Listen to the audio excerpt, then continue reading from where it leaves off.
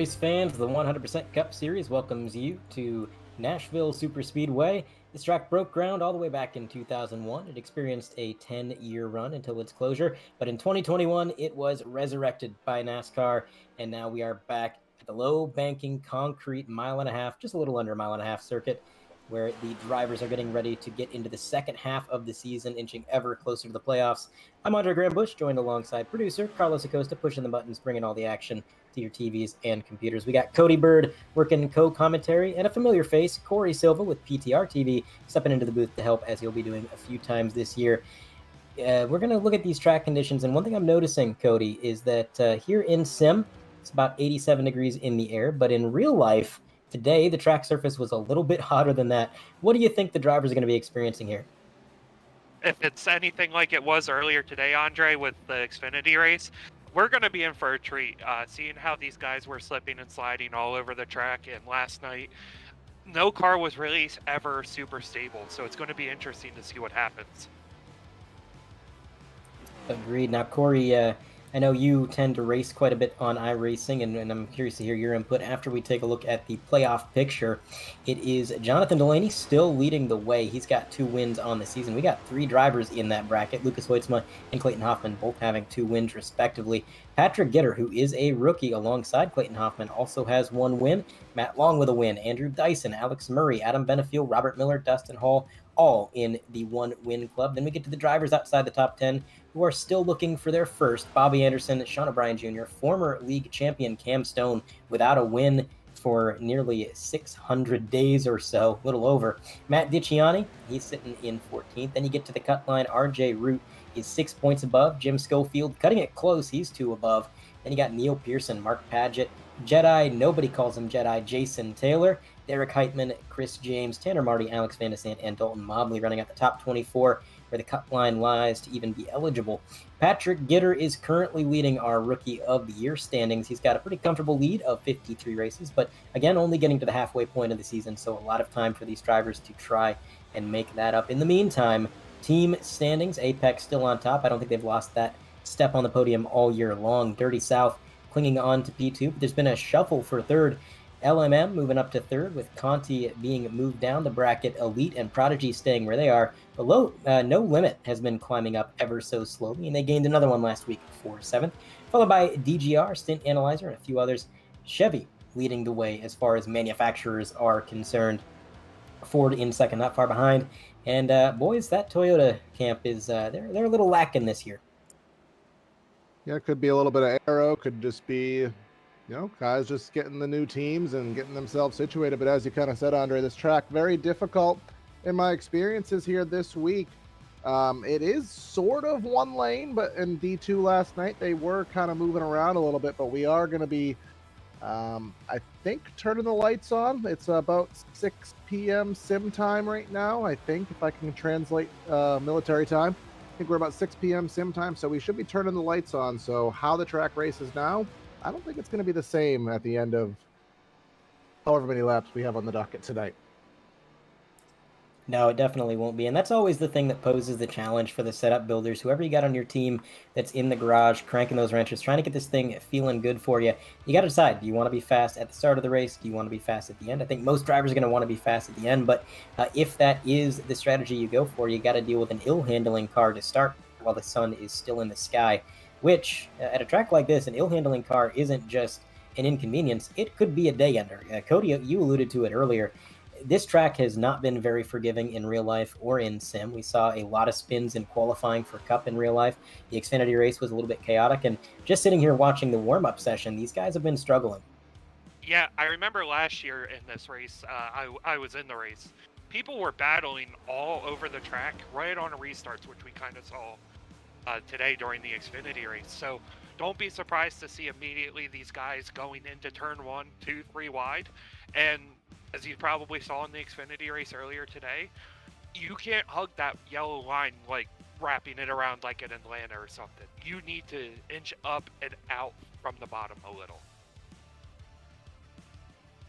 Yeah, don't want to wrap that bottom too tightly. It is a little bit of a banking shift. And again, it's a very unique surface. We only go to so many concrete tracks a year, Dover being the other relatively well-known concrete track. And then, of course, Bristol. Dover and Bristol, they're high banked, they're relatively short. This track's a little bit bigger, a little bit less banking. And concrete, while it is less prone to temperature fluctuation, it is a lot more slippery of a surface than asphalt for these cars. But warm-up has concluded. And of course, 100% Cup Series does tend to do their qualifying ahead of time. So we do have our starting grid. I'll take 1 through 10, hand it off to Cody, then Corey.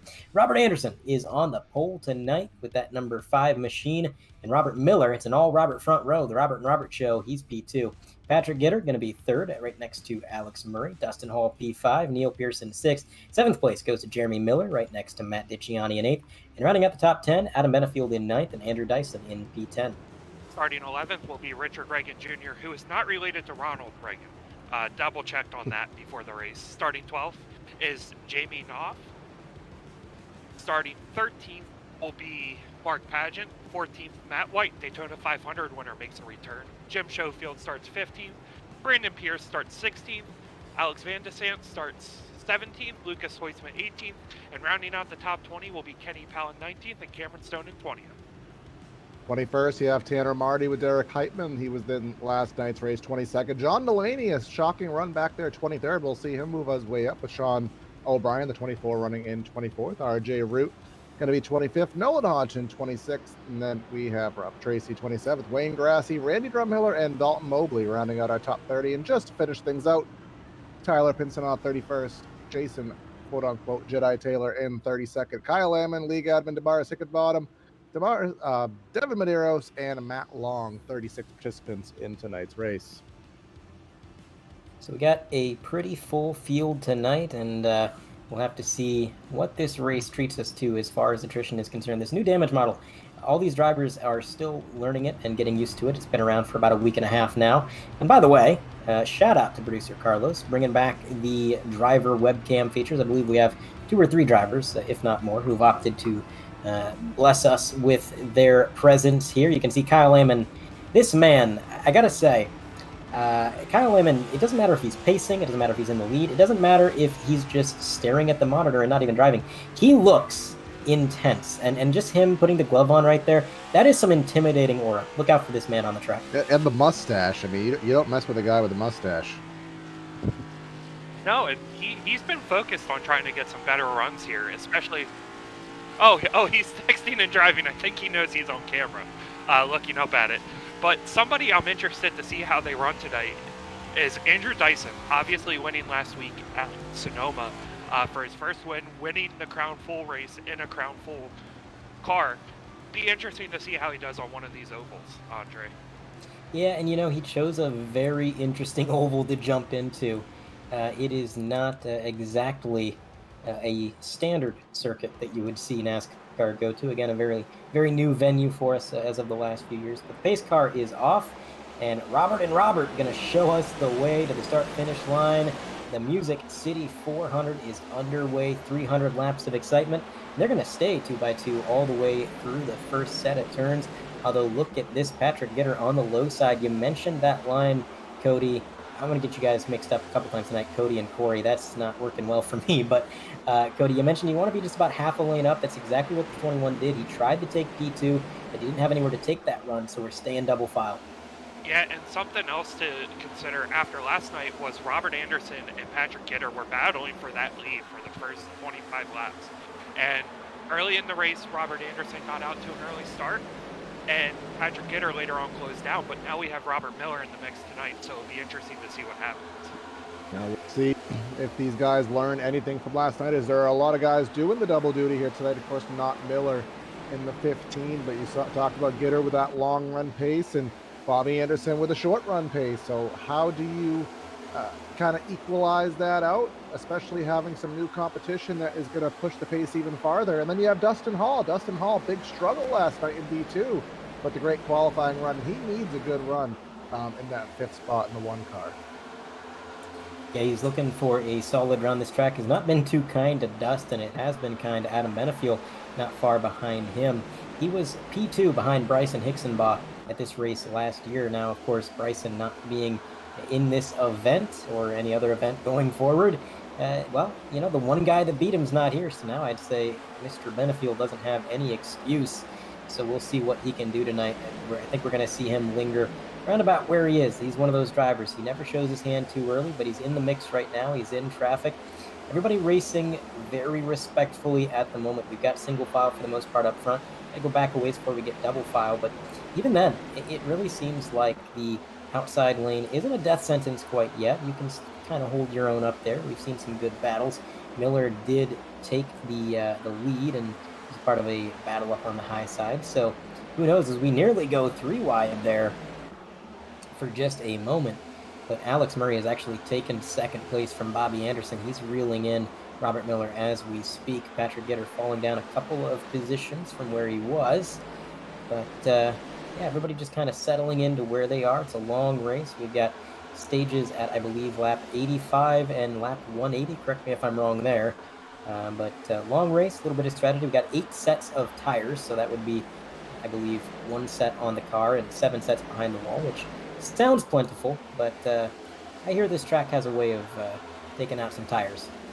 Yeah, and oh, sorry, go ahead, Corey. No, I was going to say, well, based on what we saw last night, as Carlos dictates the fact that it's lap 90 on the stage and not 85, so there's your correction, Andre. But last night, there was kind of a gap of around anything less than 20 to 30 laps on tires really was not substantial enough to warrant a pit stop, and you would not get the track position back. So I'm really keen to think that these guys will probably have an excess of tires on the wall, because unless we have super long runs and ill-timed cautions, I just don't think the track position is going to be worth giving up based on what we saw last night.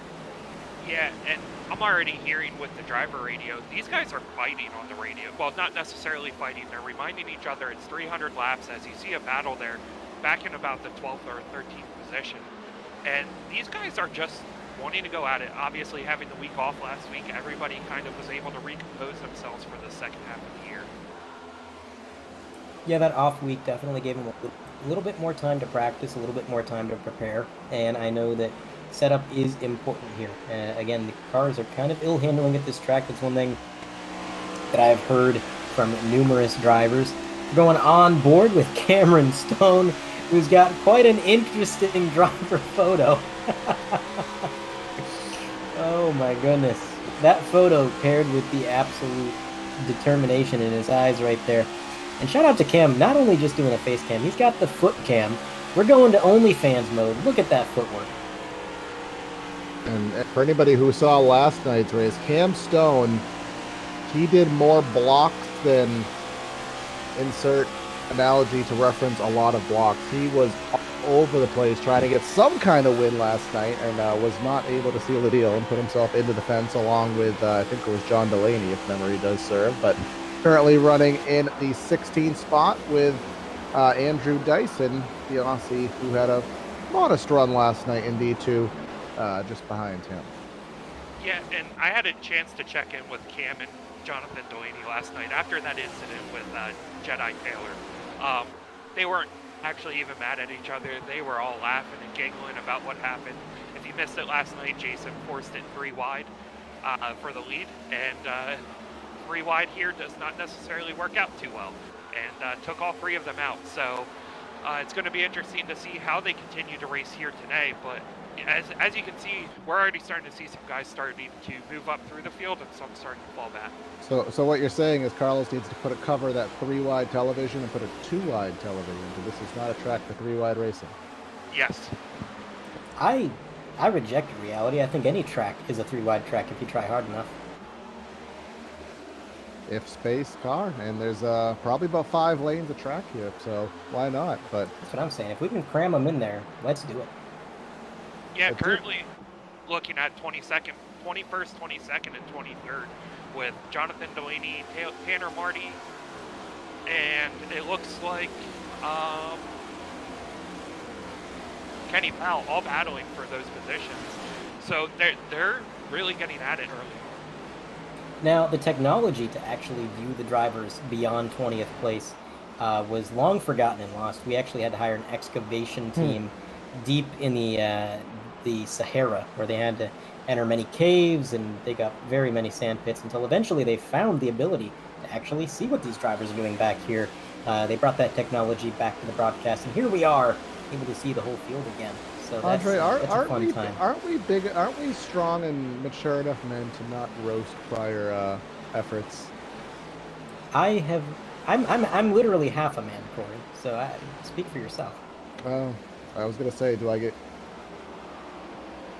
And as we're getting a little bug in our ear, so of course, if you are watching this, you probably realize that this is not 3Y TV, nor PTR TV, nor BR TV. This is the new source of 100% Cup Series content at the channel that is named, as expected, the 100% Cup Series. So even though the branding of the broadcast may change depending on the team producing it, the content will be all here in one place for continuity and ease of user.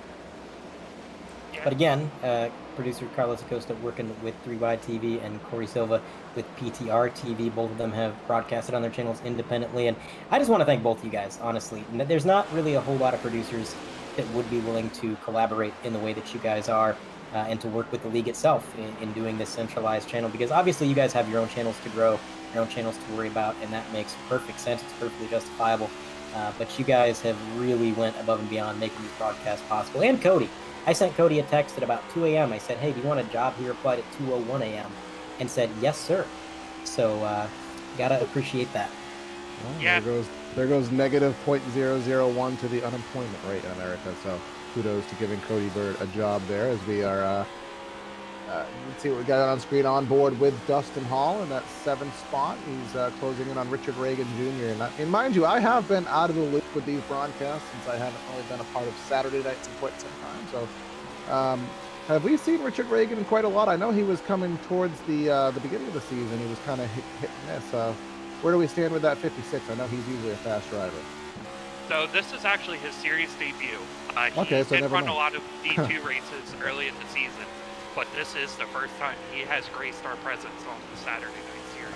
I knew he was familiar from somewhere. It's Dustin Hall. Someone lives in Utah? Yes, he does. Oh, there's another person, another broadcast we have that actually lives in Idaho. So, states that you just forget that they exist in some capacity. But at least they have a basketball team there, so something else out of Utah. But for points of relevance, now last night, let's talk about fuel mileage, since Cody and I at least have the benefit to know what fuel mileage is because we did cover last night's race and we did have some favorably long runs. I think the longest we saw, Cody, with the assistance of a couple cautions, was around lap 80.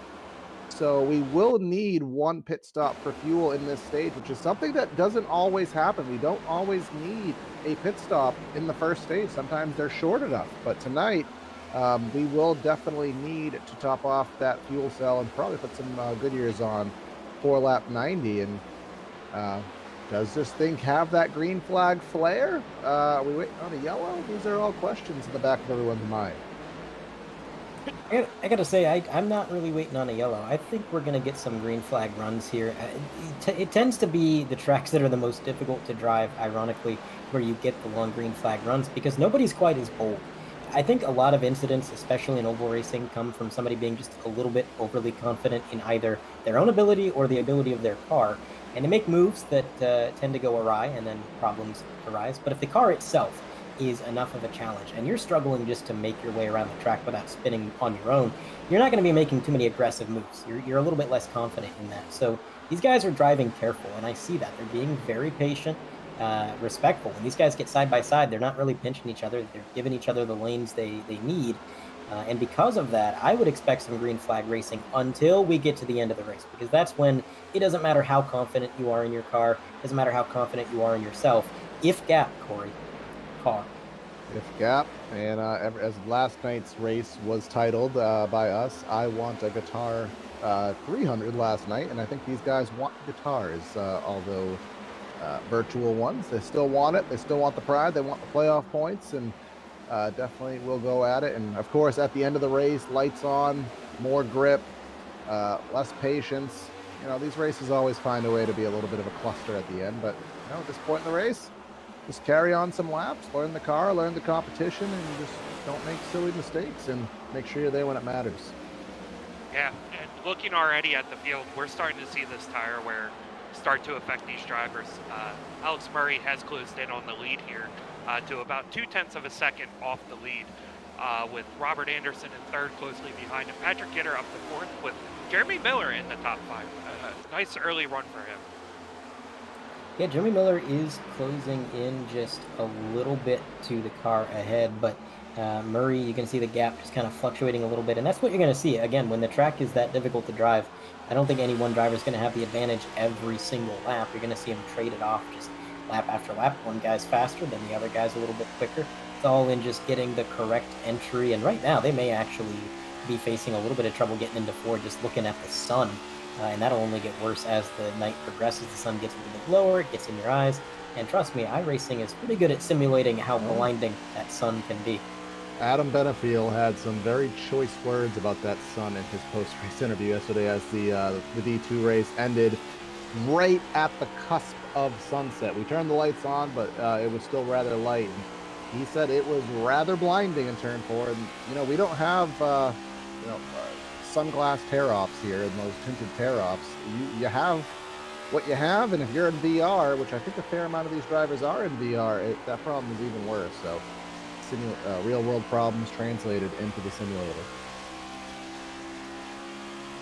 Seems like that's the thing that iRacing is the best at translating, is the problems and the inconvenient things. The good things sometimes they struggle with, but this battle for the lead not changing a whole lot. I think Miller has stretched it out just a little bit over the last couple laps, as we are going to see the separation start to increase as we're getting to lap 28 as they cross the line, or maybe that was lap 27 as they crossed the line. It was indeed. So we go to our 3-wide TV multicam, top of your screen. That is Alexander Van de Sant next to the number 62, I believe, engaged in a bit of a side-by-side battle. But on the high side, looks like Pierce is going to take it. And on the bottom, that is your continued tracking of the battle for the lead. Up top, at number 4, just in his own little world, trying to track down those cars ahead. I don't know if the bottom 3-wide TV multicam is frozen for anybody else, but I would hope those cars didn't actually stop that fast. That might be a problem for the drivers inside. I mean, we had Damaris Hickenbottom in Warp Drive last night when we were sifting through PTR instant replay. So things do words. Yeah, I just lost track. Someone take over, please. Yeah. Things do happen in Nashville. It's an interesting area, and this race no different. I am getting a confirmation for Carlos that we did lose our primary feed, but that's the beauty of a 2-computer setup. We lost one feed. We still got our backup ready to go. He's going to work on getting that back up and running if possible. If not, you still got the great production of the single cam that you're used to. This battle right here, the 0-7 and the 4, looks like Lucas has been reeling them in just a little bit. Now, something to note, Lucas Hoytsma is on the same setup as the current race leader, Robert Miller. But I should note, these boys, they are learning as they go. And I mean that in the most literal sense of the word. We had a little discussion in the team chat before the race where we had been working on one particular setup. And then about, 15 minutes before the race, Robert said, hey, I made the setup better. Try this. So that's the setup they went with, I'm fairly certain. And they had almost no time to practice with it. So I would expect them to get better as they learn the car and the night goes on. But not exactly a safe strategy to go into a race with an untested setup. Well, who is the boss that allowed such activities to come to fruition? I don't know. I wouldn't want to be that guy if anything bad were to happen, though.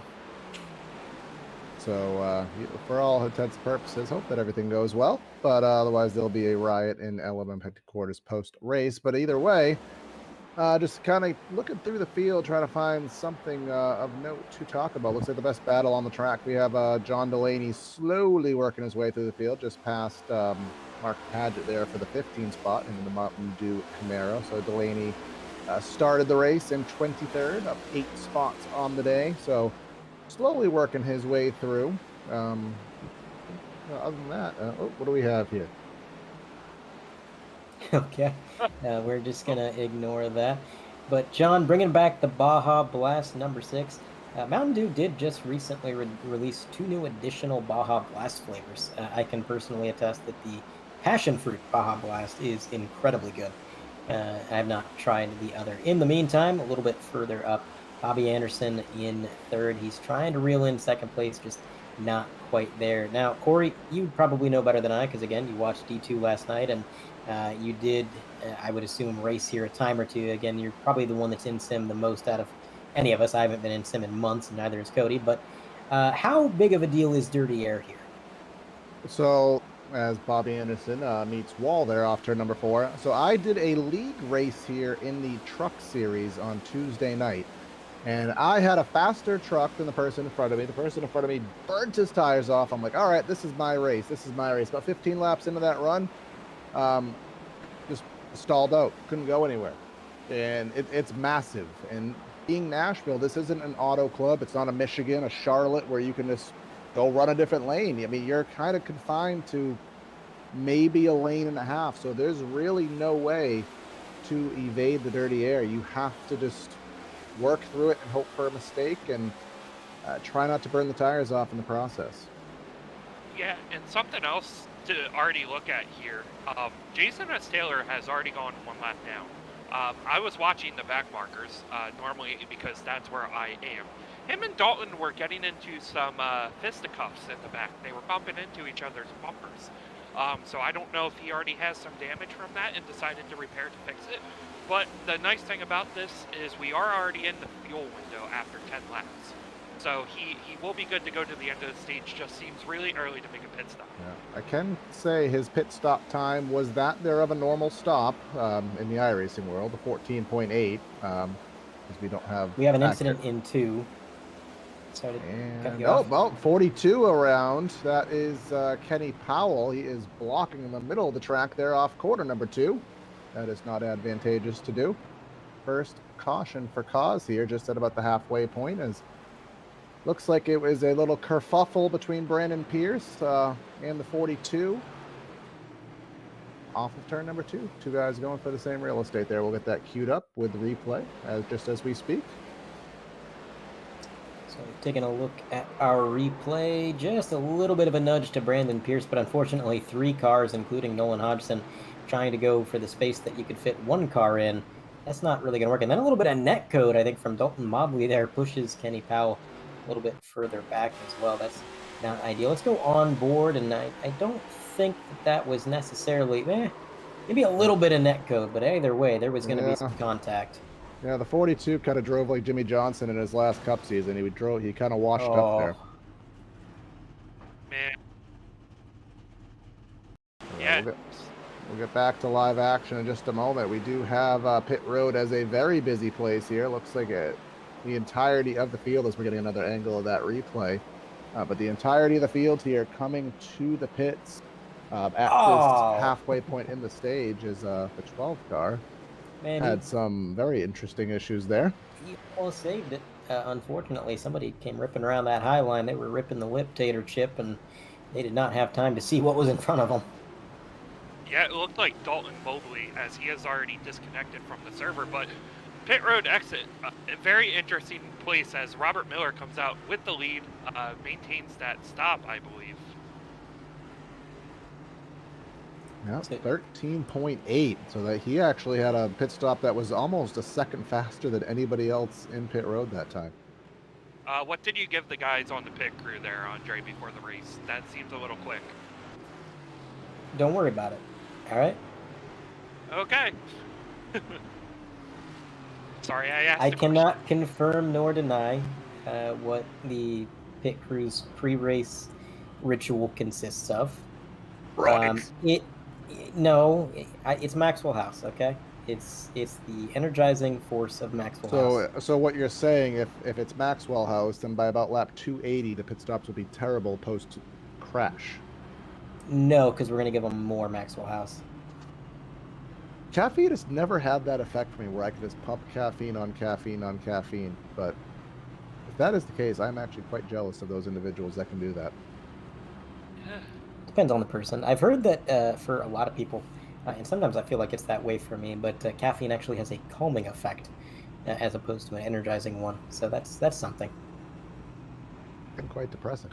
But and first caution for cause here, lap 40, so we're just shy of halfway in the stage. So great job by these guys to have a very clean start to the race. You talked about drivers talking to themselves and, hey, it's early. Hey, it's early. We don't need to push. We don't need to have problems. Still a 300 lap race. Of course, 34 guys back on the lead lap. Jason Taylor got his lap back and just made his lucky dog pit stop. Nolan Hodgson, only car off the lead lap, and of course, Mobley out. But as I said, Cody, last night, I know he said it last night. Surprisingly, we actually had a bigger D2 field with 41 cars than we have here in the big boy race. I'm actually quite surprised to see that.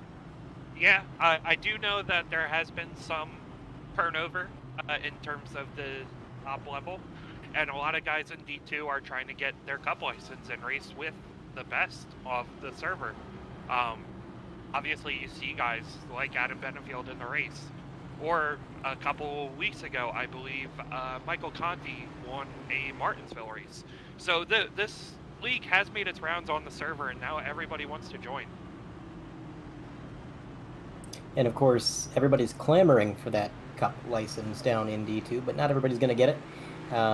They are fairly strict as far as who they permit, not in that they want fast drivers. Again, we say it all the time. It's not about the pace. It's just about racing clean. If these guys can run clean, they can race in traffic, they show respect, that's what we're looking for. But ultimately, there's only so many charters, there's only so many spaces in the Cup Series, there's only so many teams to sign a driver. So they're down in D2, they're trying to make a name for themselves, but the pipeline, the league has gotten to the point where it's so big, the pipeline's a little bit backed up, I would say. Oh, I guess it's time for a D3 and having a truck series mini. I don't know, just making up ideas that will cost other people money that isn't myself here. But let's get ready for a restart of sorts. Miller and Gitter will fire off on the front row. Miller has the control vehicle on the inside lane. We'll see how early he goes in the restart zone. Barney has the flag in hand. Miller going to go early in the box, get the jump that he desires. Green flag in the air. Let's see if Gitter can clear for second and drop to the bottom. I think he will just hardly enough have enough space to do that over Murray rather. So we're going to get single file a little bit quicker on this run than we did the initial start. It was a 2-wide battle for 3 or so laps the first time around. Now everybody's sorting in except for a little bit further back the 0-2 machine. He's side by side with the 0-4 of Dyson, and these two trying to swap out positions if they can. And again, you can kind of defend on that high side a little bit, but it's just not coming in. And I don't know if it's going to get better as the sun goes down, a little bit of rubber gets laid down up there. But as of right now, I think your observation was 100% correct there, Corey. It's not fun to be up there. It's kind of one lane right now. These guys are trying to sort it out. But in the meantime, it is Robert Miller just driving away with it, getting a little bit more of a lead than he had initially. Patrick Gitter second, Alex Murray third. Bobby Miller is going to be fourth. Benefield all the way up to fifth. Now he started a little bit further back and he's climbed a few positions. So again, a driver that doesn't always show his hand very early in the race. I'm a little bit surprised to see him turn on the afterburners. In honor of Jeffrey Souza, I do have to say Adam Benefield is having a great run there in the number 83 car. So again, early in the race for him to have that speed, but maybe he knows that this is a tough track to pass on. You're not going to have the ability to kind of just stay and chill for as long as you could at a Charlotte, at a Michigan, a Fontana. You have to get it done. You have to be in the good position early because you're not going to be able to whip through the field like you could other places. Yeah, and I don't even really want to say too much of a difference from last night, but the competition level here can be a little bit higher where you'll see guys who don't necessarily run the D2 races to focus on the Cup, like Robert Miller or Alex Murray. So Adam knows that the competition will be a little more stiff, and he needs to really get after it early on to get to the lead. I do want to point out here, we don't have it on screen right now, but Bobby Anderson just passed Adam Benefield on the outside. So either Benefield is in conserving mode, or they threw some resin up there and just didn't tell anybody. Or there's just some sticky stuff on those tires. He's a little off pace. We do have a 3-wide TV replay. We're going to take a look at the pass. The number 5 is going to go to the high side. The 83 looks to just lift a little bit. And then another driver, I believe it was Hoytsma, passed him down on the low side there. So I think you're right, Corey. He may be in conservation mode. That tends to be his MO. He knows he's got a fast car. He raced his way up to 5th. Now he's just gonna ride around, let this race run its course for the meantime. I do want to give a shout out to one of our camera drivers, Cameron Stone, right behind Dustin Hall.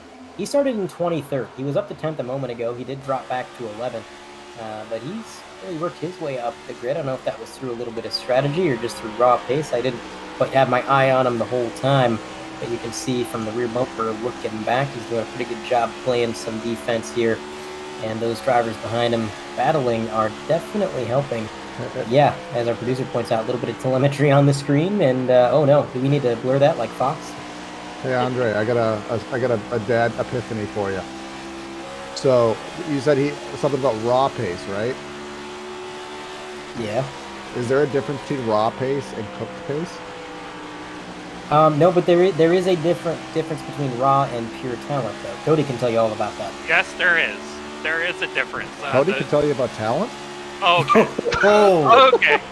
And that's why I'm up in the booth here on a Saturday night instead of on track. But yes, the difference between raw and pure talent is the way I equivalent it to is Kyle Larson and Max Verstappen. Max is more of a raw talent. Kyle Larson is a pure talent. Max can run Formula One and dominate. We're not going to get into the argument if you think it's the car, i.e. it is. Whereas Larson can hop in anything and win. But that's going to be my only spiel on that. As you can see here, Cam and Dustin Hall are battling into turn 3 side by side. Cam wants to just get to the front. Yeah, not a good situation there coming out of the corner. Yeah, it was a very tight situation. A little bit of side drafting out of Cam. These guys are loving it. Cam and Dustin, they're pretty good buddies off the track, and they like racing hard. Very similar mindsets, I think. Slam the door on him. He does. He just barely slides up. I don't think he could have fit a piece of paper between them, but there it was, the pass for 10th, trying to work his way up. All that battling costing him a little bit of time. When we first tuned into Cam as the camera car there on board, he was only about 1.5 back. Now he's 2.4. So these two battling, it's costing him time in the long run, but every point counts, and that's what matters across the whole season. So we'll keep an eye on him as he is one of our camera drivers. In the meantime, Lucas Hoytsma there right behind Reagan, who, by the way, league debut for the Cup Series, driving that number 56 machine, already inside the top 5, and that is on pace. That's not strategy, that's just him going out there and wheeling it. We've seen kind of a running trend, Cody, and you've been around long enough to see it too. It seems like drivers tend to make really great first impressions in this league. We've seen a lot of drivers come in and either win their first race or just have a solid top 5 run.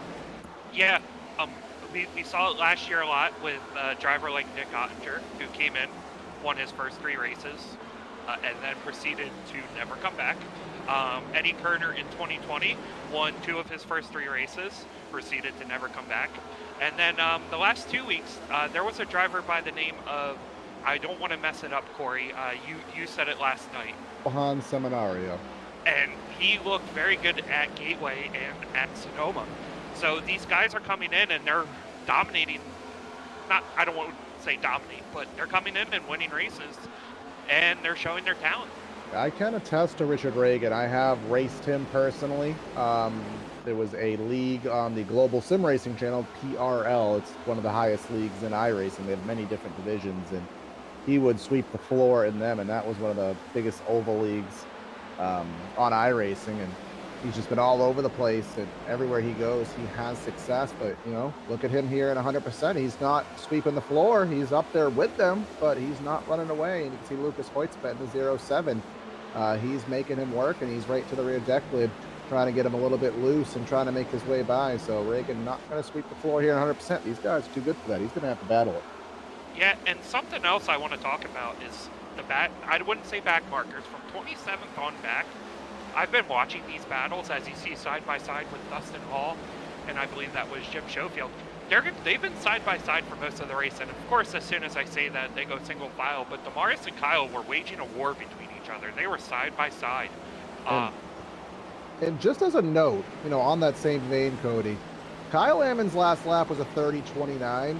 Robert Miller was only at a 19, so he's only a 10th back in 26. So there's no real back marker in this field. Everybody is fast. Some just have a little bit more in the tank than others. I mean, I couldn't beat anybody in this field Well, maybe Mars. But other than that, I probably couldn't beat anybody in this field. These guys are all top of their game. And you see the head lead coming from Kyle Hammond on the screen. I don't know if that's a shout out to me, Andre. You may remember my streams from back in the day with my head tilt.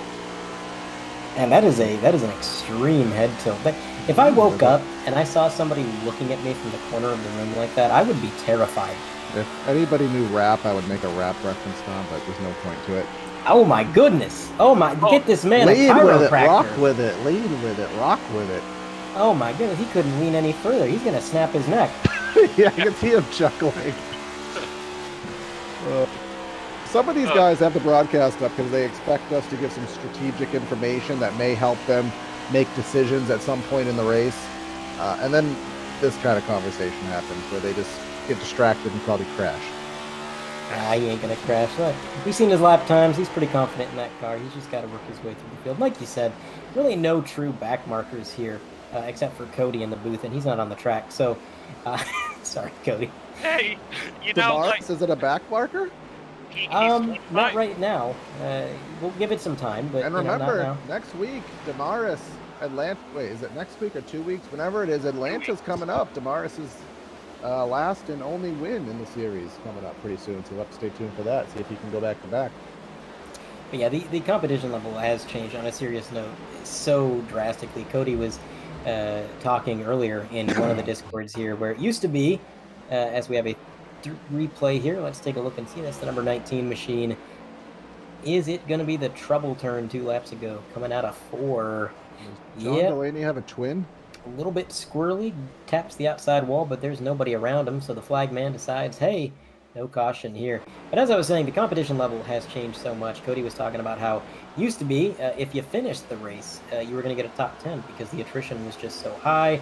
The talent level maybe wasn't what it is today, and now you don't get a top 10 just for finishing.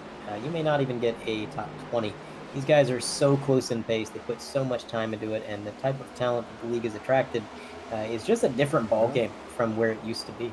Yeah, Andre, I know when we first started doing these broadcasts and you kind of filled me in, you'd say it wouldn't be out of the normal for 10 cars to be on the track and the whole field to be a lap down. And let's just say it was a little bit timid accepting the role with that being the case, but it did not take long for us to still have 30 cars on the lead lap for a green-white checker after 498 laps of a short track. This league has definitely evolved, and like you said, you got Coke drivers knocking on the door. You have high talent guys from all over the iRacing service knocking on the door. And it's just given us this great stuff that we do see here. Now 62 laps in, so 28 laps in the stage. Everybody will be good on tires. Gap up front is as stable as it could ever possibly be. Miller, it's been about a half second, I think, since the drop of the restart. So we'll see what happens and what else we got going on track. So what? Go ahead, Cody. Something I've also been noticing is Dustin Hall and Cameron Stone are not getting away from each other. As you see Bobby Anderson make a pass on, I almost said Ronald Reagan, it's Richard Reagan. So I apologize if that comes up at all during the race.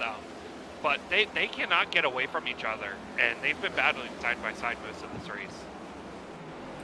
That they have, although I am noticing the 56 is starting to slip down the running order.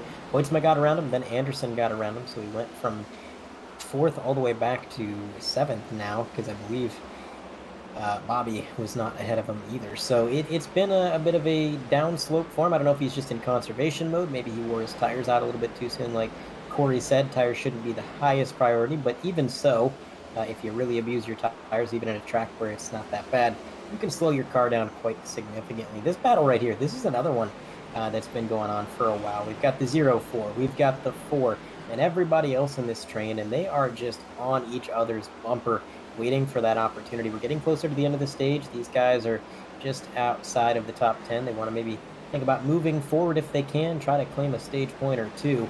Again, you start thinking about points a little bit differently when you get into the second half of the season, because at this point, you see the race is ticking by and points become ever so valuable as we get closer to the playoffs, especially playoff points. So these guys are going to get aggressive around these stages, and I think that's what we're seeing. Yeah, that is the case. You talked about those cut lines getting pretty juicy, and there's some guys that need a win and they need it's at that point in the schedule where you look at the remaining races and you say, all right, I got a chance there. All right, I got a chance there. And then you have races where it's like, oh crap, I have to just survive that one. And I have to imagine there's a few guys that have that sentiment here at Nashville. And if this is a track where you just have to survive, if there is 1 point to be had, you need that point, because it could be very well taken away from you if some bad luck happens at a track that you don't like too well. Yeah, and these drivers are going to be really focused in on today. Next week, we did get confirmation that we're going to the Chicago Street Course. On tested waters, we don't know what we're necessarily going to see next week. And then the week after that is Atlanta, and we saw Atlanta last year where it was just mass chaos with under 5 to go. So if there's a race in this next grouping of 3 that is kind of, okay, I need to get my points, this is the week to do it.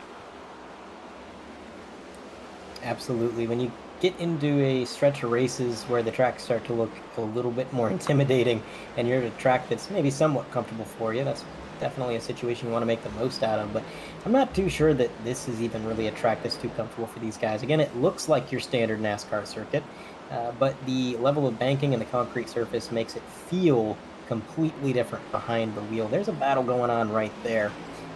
Side by side, we got Sean O'Brien Jr., SOB himself, trying to rock that high side, trying to deliver some food to the fans in the stands maybe, but not able to quite make that move quite yet. There's another battle as these guys single filing out. 4-car trying to not fall to the clutches of John Delaney, who, I don't know about you guys, I'm a little bit surprised how long it's taken John to climb his way up the scoring pylon. Corey has the saying, John Delaney doing John Delaney things. This is not John Delaney things. I do have my back-end analytics that I usually broadcast with you, so I can kind of divulge. He is one of very few drivers in this race who has been on pit road twice. So I couldn't tell you why, but he did make an extra pit stop. The second one being 10.9. So for some reason he put himself to the back for that restart, and he is clawing his way through the field there, as I think he just passed Matt DeCiani for 16th. Yeah, and I mentioned this last night. He did just graduate high school. So I'm sure he's been probably celebrating a little, in the legally, of course, legally underage appropriate fashion. But like some guys come in off an off-league refresh. Some people just needed to stay going, and he's kind of been the road course ace for so many years and 100%. And he got defeated, so it could be affecting his morale here already. So he got Chase Elliott too. Yes. Once you lost your crown, you couldn't get it back. But I do think he has a chance to get it back. And again, talking about Chicago, a track where finesse and being patient and being cautious is going to be paramount, because at Chicago, I mean, while there is a little bit of runoff from at the exit of these straightaways, there's not much. So if you screw up, it's not if gap car, it's going to be if mess up wall. And it's going to be a matter of who keeps it out of the fence, who keeps the suspension in working order. And I think a lot of guys are fearing that race, and I wonder how many guys won't even take the trip there. But either way, we'll see if Delaney can get that road course swag back, but we'll see if he can get the Nashville swag back up to 15. So if he did start at the end of the field for the restart, he's still up about probably 10, 15 spots on the run, which is still no slouch. Got Nolan Hodgson going to the high side. The 45 is going to slip by, and Alexander Van Zandt with a big wiggle out of 4. He was almost going to make that pass and follow the 45 through, but that slide cost him a ton of momentum. He's actually now at risk of getting past himself if he can't get that momentum up, and he can definitely take the air off somebody's spoiler. And I think that may be what happened right there. Look at that stint analyzer machine forcing the issue. He's going to try to get around Van Zandt, who was a bit of a road course ace when he came into the league. He kind of came from a road racing background on iRacing. He was invited to the iRock series for 100%. And after racing in iRock and winning the championship, he said, you know what, I'm going to run the Cup Series too. And he's been a solid contender ever since. And I would almost think that a track like this would be in his wheelhouse just because of how much throttle control, how much steering control it's going to take. Not exactly a road course, but a similar skill set indeed. This is another battle. Number 29 trying to get around Hodgson. I wouldn't really call it a battle. Hodgson seems to just kind of be maybe going in the wrong direction, possibly as a result of some of the damage. We saw him get clobbered a few times. Surprised that car is looking as good as it is. And he is 3 laps down, is Hodge, and has more insult for injury. Yeah, not the race that he was looking forward to, especially with the corn on the side of the door and everything like that. Also, shout out to Nolan Hodgkinson for making us a report from prior weeks, kind of outlining everything and helping us out up in the booth. Big help, allowing us to understand what happened in the prior week. We got a bit of a battle brewing between Anderson and Benefield. They've been getting closer and closer inch by inch every lap, and now they're pretty much at each other's bumper. And I'm noticing that Benefield is kind of weaving up and down the track, trying to find the groove, see if he can find a way around. And I'm not sure he's going to be able to do it quite yet. Again, kind of a one-lane track. Passing is more of a waiting game than a game of aggression. But there's that stint analyzer machine who just not long ago passed Alexander Van de Sant. He's pretty comfortable in his position. Everybody just sort of single filing out. We're about 12 and a half laps to the end of the stage. And again, it should be just about when the top 10 across the line to complete lap 80, when the stage points will be awarded. In the meantime, I think SOB might scrape the wall there. Sean O'Brien Jr. doing Sean O'Brien Jr. things, scraping the wall. But yeah, no, it has developed kind of a single file feel here as we close in with under almost 10 laps to go in the stage. And unlike last night, Corey, where we saw guys kind of, if a late caution came out, flip the stage, I don't think we're going to see that tonight. I think we're going to see guys go after those stage points. Yeah, it's very different compared to last night. I'm looking at some of the back-end telemetry here, and even our race leader right now, Robert Miller, last time by a 30.79, his best lap, a 29.9, so 8/10 off. So that tire fall off is drastically different. Now, last night's race did start, I think, an hour later, so a little bit cooler track temps to start. But even without that, I do feel like tire wear is a little bit more exemplified in tonight's race, which is why you can never take everything you learn in D2. There's always going to be some differences night to night. Of course, the league does use dynamic weather. Nothing is ever scheduled, so you can build your setup for one race or for one type of track condition, but that may not be what you get. I know these drivers have been thrown for an absolute loop because generally they expect the race conditions to be somewhat similar to real life, as the in-game sim time is always set to the date of the real race. So you'd think the weather would be close enough, but every once in a while, iRacing, for whatever reason, just throws a wrench in all of that. You might get 20, 30 degrees hotter or colder than it really is, and that has a huge impact on the handling of the car on iRacing. It's very temperature sensitive. Maybe not as sensitive as it used to be. It used to be that 1 degree on the track surface in either direction could make or break a lap. Oh my God, those were the days. Now it's a little bit less sensitive, but as Corey said, it really was interesting. I would literally, whenever I would do qualifying, I would take the free cam, I would go look up at the sky and try to time out as a cloud coming. So if that cloud came, that was instantly like half a second. So you literally would wait and look at the sky and figure out when a cloud was coming before you made your qualifying lap. It was pretty crazy stuff back then. Yeah, you remember all the cheese that used to happen in qualifying? Yeah, and that's why we have qualifying scrutiny and a bunch of new features. So, iRacing does evolve. As we have our oval refresh, similar to the dirt refresh, if you follow iRacing in the builds, a lot of stuff changed for the dirt side of iRacing, and same is to be had for the asphalt side of iRacing very soon, hashtag, where we expect some new dynamic track physics to make some better multi-groove racing. We expect some more realistic tire behavior. So all that stuff on the cusp floor. You can never get too comfortable in sim, because as soon as you get comfortable with it, something's going to change and throw all that in the trash, as many of these guys have found out over and over again.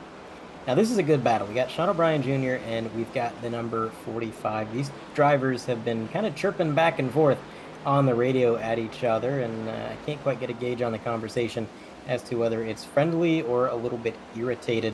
But they were going back and forth for position. They're still really close on track. It's a little bit further back. Van de Sant is going to concede another position. Long run speed seeming to fail him here just 5.5 laps before the end of the stage. not the time to have that car start to fade, but there are battles going on all over this track. Cameron Stone still P10, Reagan all the way back to 9th. Matt White, a Daytona 500 champion, as Cody said, he's up in 8th. He's gained a few positions. Anderson, Miller, Hoytsma, Benefiel, Murray, Gitter, and Robert Miller with a 1-second lead. That's about the biggest gap we've seen anybody walk out to so far tonight, but even then, only 1 second. These guys single file, but still not a whole lot of separation, despite the fact that we've been green flag pretty much from lap 30. Yeah, this racing has been getting more and more interesting. As you see on screen, Bobby Anderson on the back bumper of Jeremy Miller, looking for that top 6 position there. And with Bobby Anderson, he's close to that cut line. He's going to want every point possible. And I remember back in 2021, Sean O'Brien Jr. said, every point matters. And this year, every point does matter. It very much does here, so he's going to try to get that extra point here with coming to 3 laps to go on the stage. Jeremy Miller closing in, who will try to follow Miller through here as long as he can complete that pass. Actually, that's Matt White just behind, getting my cars mixed up here if he wanted to, but again, impressive job by the 30 using that outside. You can see a little bit of a wiggle there off of 2. He'll fall just in line, but now White is going to get a breath of opportunity here to the inside. He's going to try to take that pass, and that will be -2 on the point sheet for Miller here as we come down to 2 laps to go in the stage. They'll remain side by side at start finish. I think Jeremy Miller had no choice but to lift there. There was just a little bit of contact as they exited the turn, and that's when the car is going to feel the most floaty and the most unstable. So if you got somebody leaning on your quarter panel, even if it's just a nudge, you are at risk of spinning around like we've seen as few cars do in practice and one car do here in the race. So he kind of had to let off the throttle, and I think that's what secured the move for Matt White in the 48. He's up another point. That'll be another bonus point for the stage if he can finish where he is, although he may move up another position. He's got somebody right in front of him here on the last lap of the stage. It's still Robert Miller out to a 1.1 second advantage. Patrick Gitter, Adam Benefiel at the last moment swoops in. That's what I'm saying about Adam. Don't focus on his pace early in the run, because what matters is the end. And here at the end, Benefiel has blown by Alex Murray like he's standing still. And Lucas Hoytsma back in 5th. But there it is. Robert Miller is going to take stage 1. Their stage points as they run Miller, Gitter, Benefiel, Murray, Hoytsma, Anderson, White, Miller, Reagan, and Stone. And there is the second caution of the night. First one not for cause. Everybody's going to work their way down pit road. I would assume everybody's going to pit. Tell you what, we're going to throw it to a short break. We'll be back once the cars exit pit road, and we'll have an interview with our stage winner.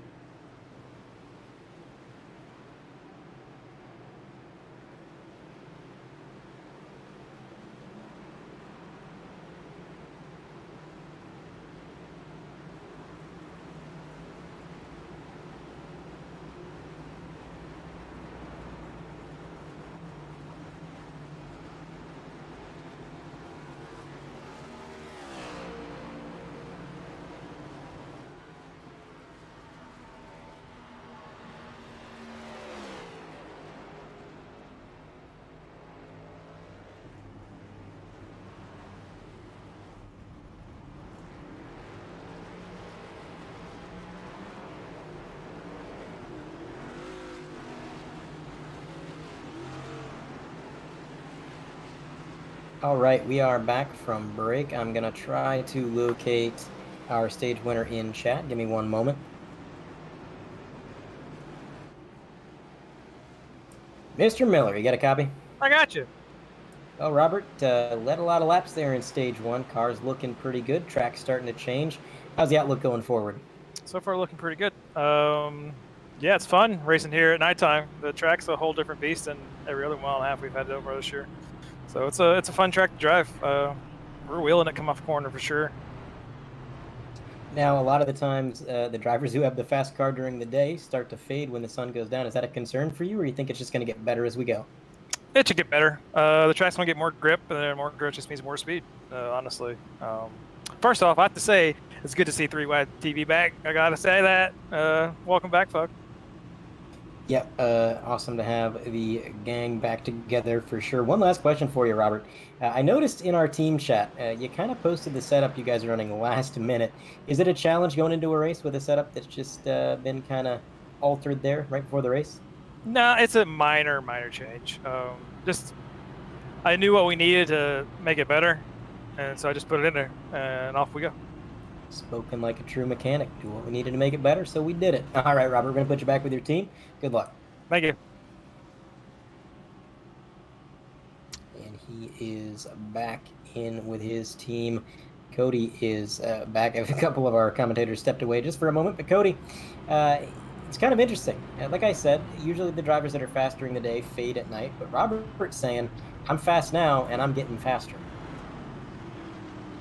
Oh, there we go. I'm going to be interested to see what happens with that. I know he's saying that he thinks he's going to get better, but a lot of these guys are going to adjust their setups as the race goes on. Obviously, Robert Miller has led the first 90-something laps, and he just looks strong. And somebody to keep an eye on is Adam Benefield, who has moved his way up into second, Andre.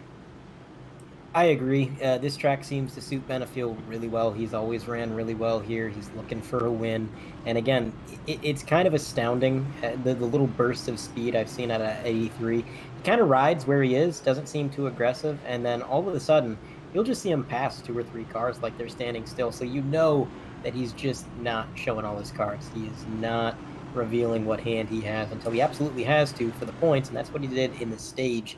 And now, as we get into stage 2, I think he's going to kind of fall back into his more lackadaisical strategy until things start to heat up again. But that sun is starting to set. You can see the lighting out here on iRacing changing a lot. And that means, Cody, these guys are going to be all but blinded going into 4. So this race might suit Benefield, but he was the one complaining about the sun the most.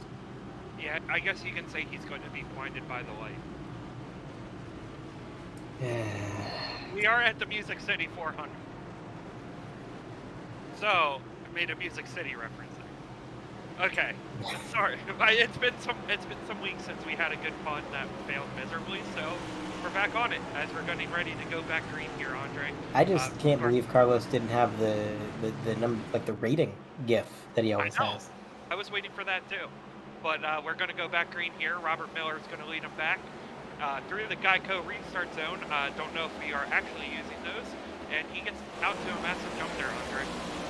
So I do believe we are using the Geico restart zones. That was implemented pretty much when they were a thing, and then it was just left alone. So we're single file for the lead, but a little bit further back, Murray battling with Benefield. Again, not a surprise to see Benefield slide back a little bit at the beginning of the run. Patrick Gitter P4, Lucas Hoytsma 5th. Bobby Anderson is going to be P6. Matt White in 7th, right where he finished the stage. Miller and Reagan, those 2 drivers slid back a little bit. Cameron Stone still P10. And then outside of our top 10, Heitman, Hall, Delaney getting a little bit closer. We talked about him. He started that last stint at the tail end of the field, raced his way to just outside the top 10. We'll have to see what he's got this stage. Yeah, running 13th, still a little bit unusual of a spot for Jonathan Delaney. We're used to him in the top 5, but he's running in the magical position right now, looking to move his way up to the front and get back up there with all his friends. And it does look like Sean O'Brien Jr., he finished that stage in 21st, I believe.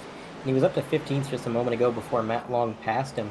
So I don't know if he gained those positions on pit road or if he gained them on that restart. But either way, he's moved up the grid. And Dyson with his oval debut in P17, not too bad. Devin Medeiros, I know we have some Devin Medeiros fans in chat. Of course, that being Brandon Bruce. He's pulling for that number 20. Devin currently running P18, and Van de Sant, Cody, this is the topic I want to talk about here. Van de Sant has been a little bit off pace all night long. It seems like, especially on the long run, he starts to fade and the drivers just kind of pass him by and there's nothing he can really do about it. Do you think he's just taking it easy here in the early running, or do you think there's just something not right with that car? Because you got to think, his team seems to have a good setup, but he's just not quite on the ball. Yeah, I know. All year he seems to have not had the best luck. And I'm wondering if he's just taking it easy right now, just trying to finish a race. I know there was a stretch there where I think he DQ'd or disqualified in 5 straight races through incidents. So I think he's just trying to save his stuff, be there at the end to race with defense.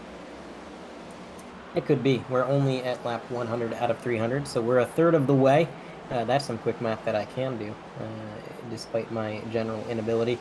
So, long ways to go. We got 200 more circuits around this track. No need to get too aggressive too early.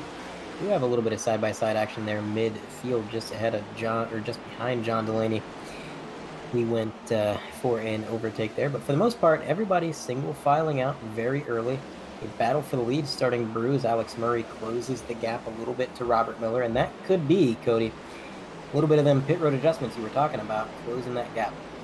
Yeah, pit road adjustments. Obviously, these guys know what they're doing a lot better than I do with air pressure and everything, but they're adjusting their car to where they see the track is right now. Obviously, we still have about 84 laps to go at the stage.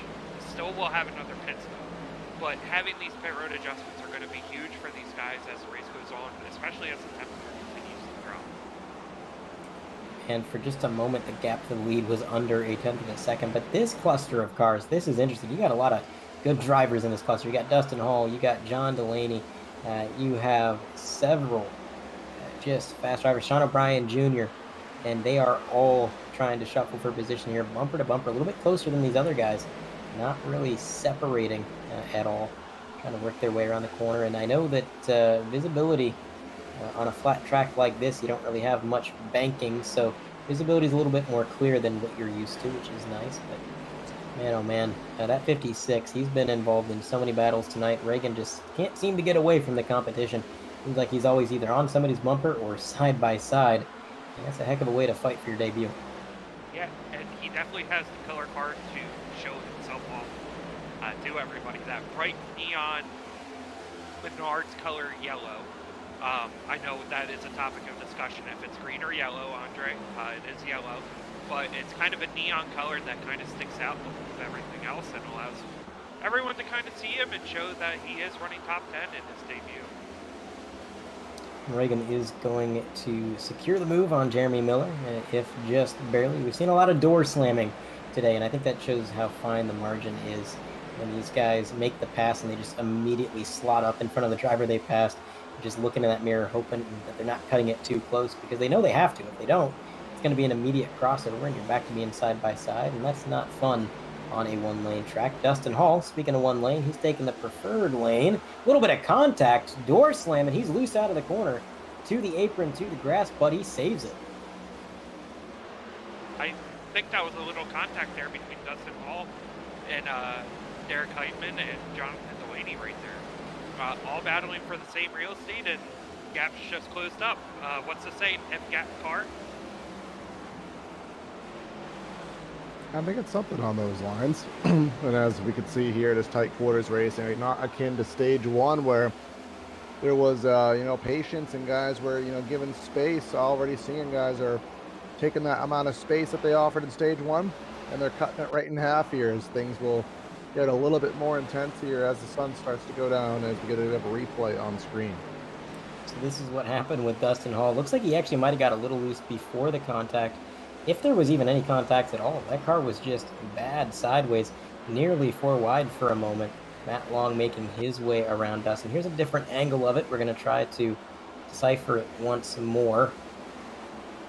Or nope, sorry, that is live as he actually goes 3 wide.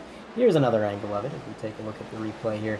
See if there was, I really don't think there was any contact here. He was a little bit loose right there. You see that front end snap to the left.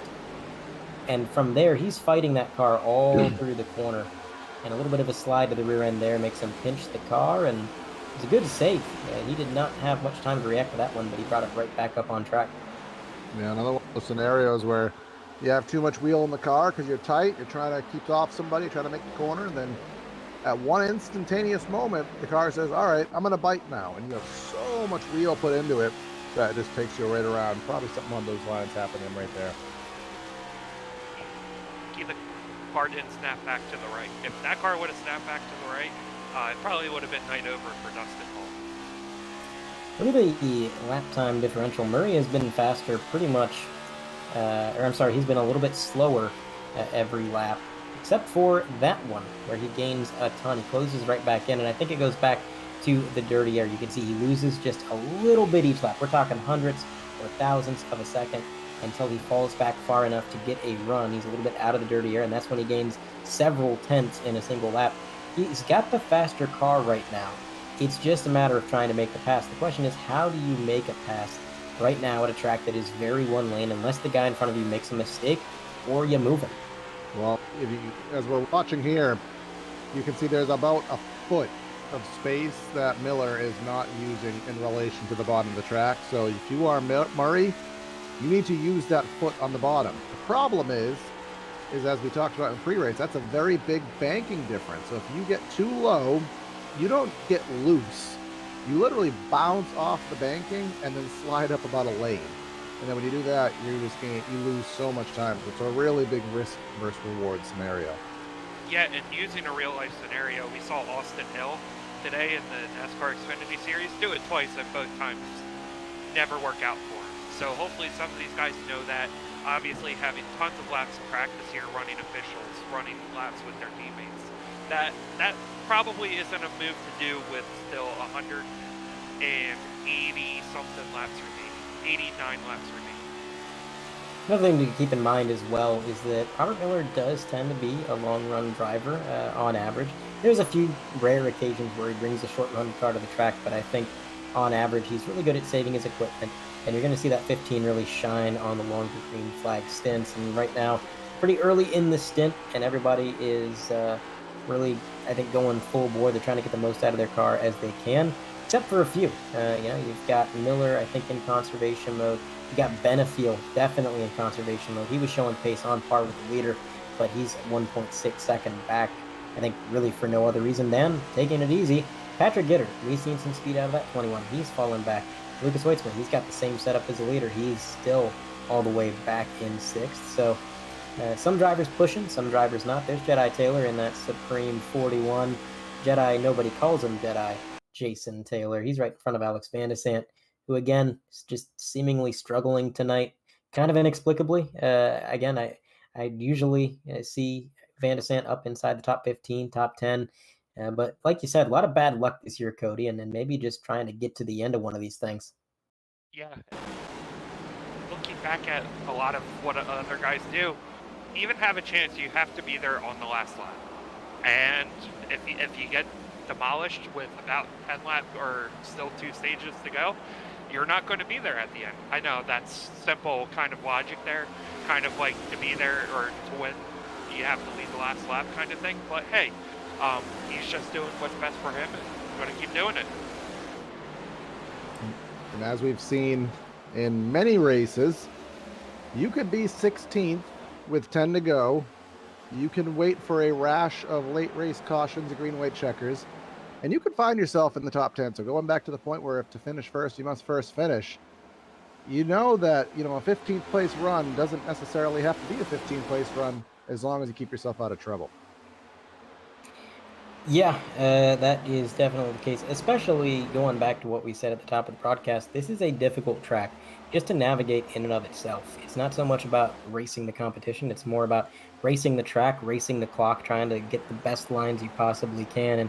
And with those kinds of tracks, you're going to see a lot of drivers with that mentality of, hey, if I want to win this thing, I got to still be there at the end. And this is, I think, only a 400-mile race. So not the longest race of the year, but still plenty of time left behind the wheel for them to close that gap, work on the car, figure things out.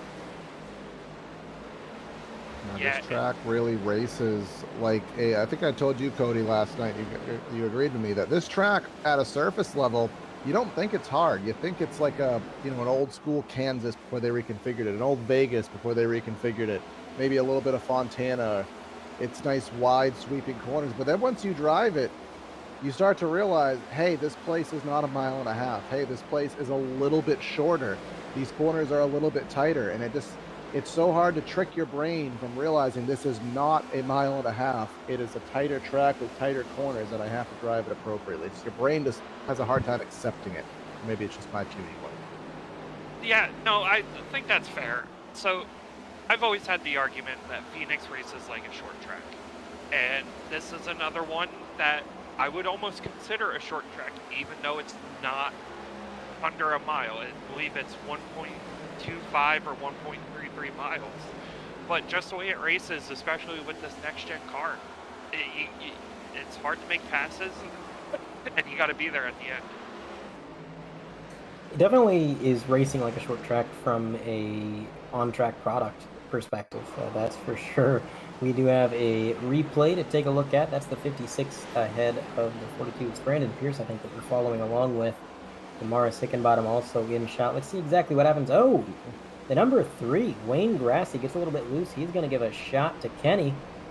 And old Kenny's going to slide it through the infield. Good save by that 42. He's going to bring it back up on the concrete surface. But that 42 number 3 is now brothers of Grassy.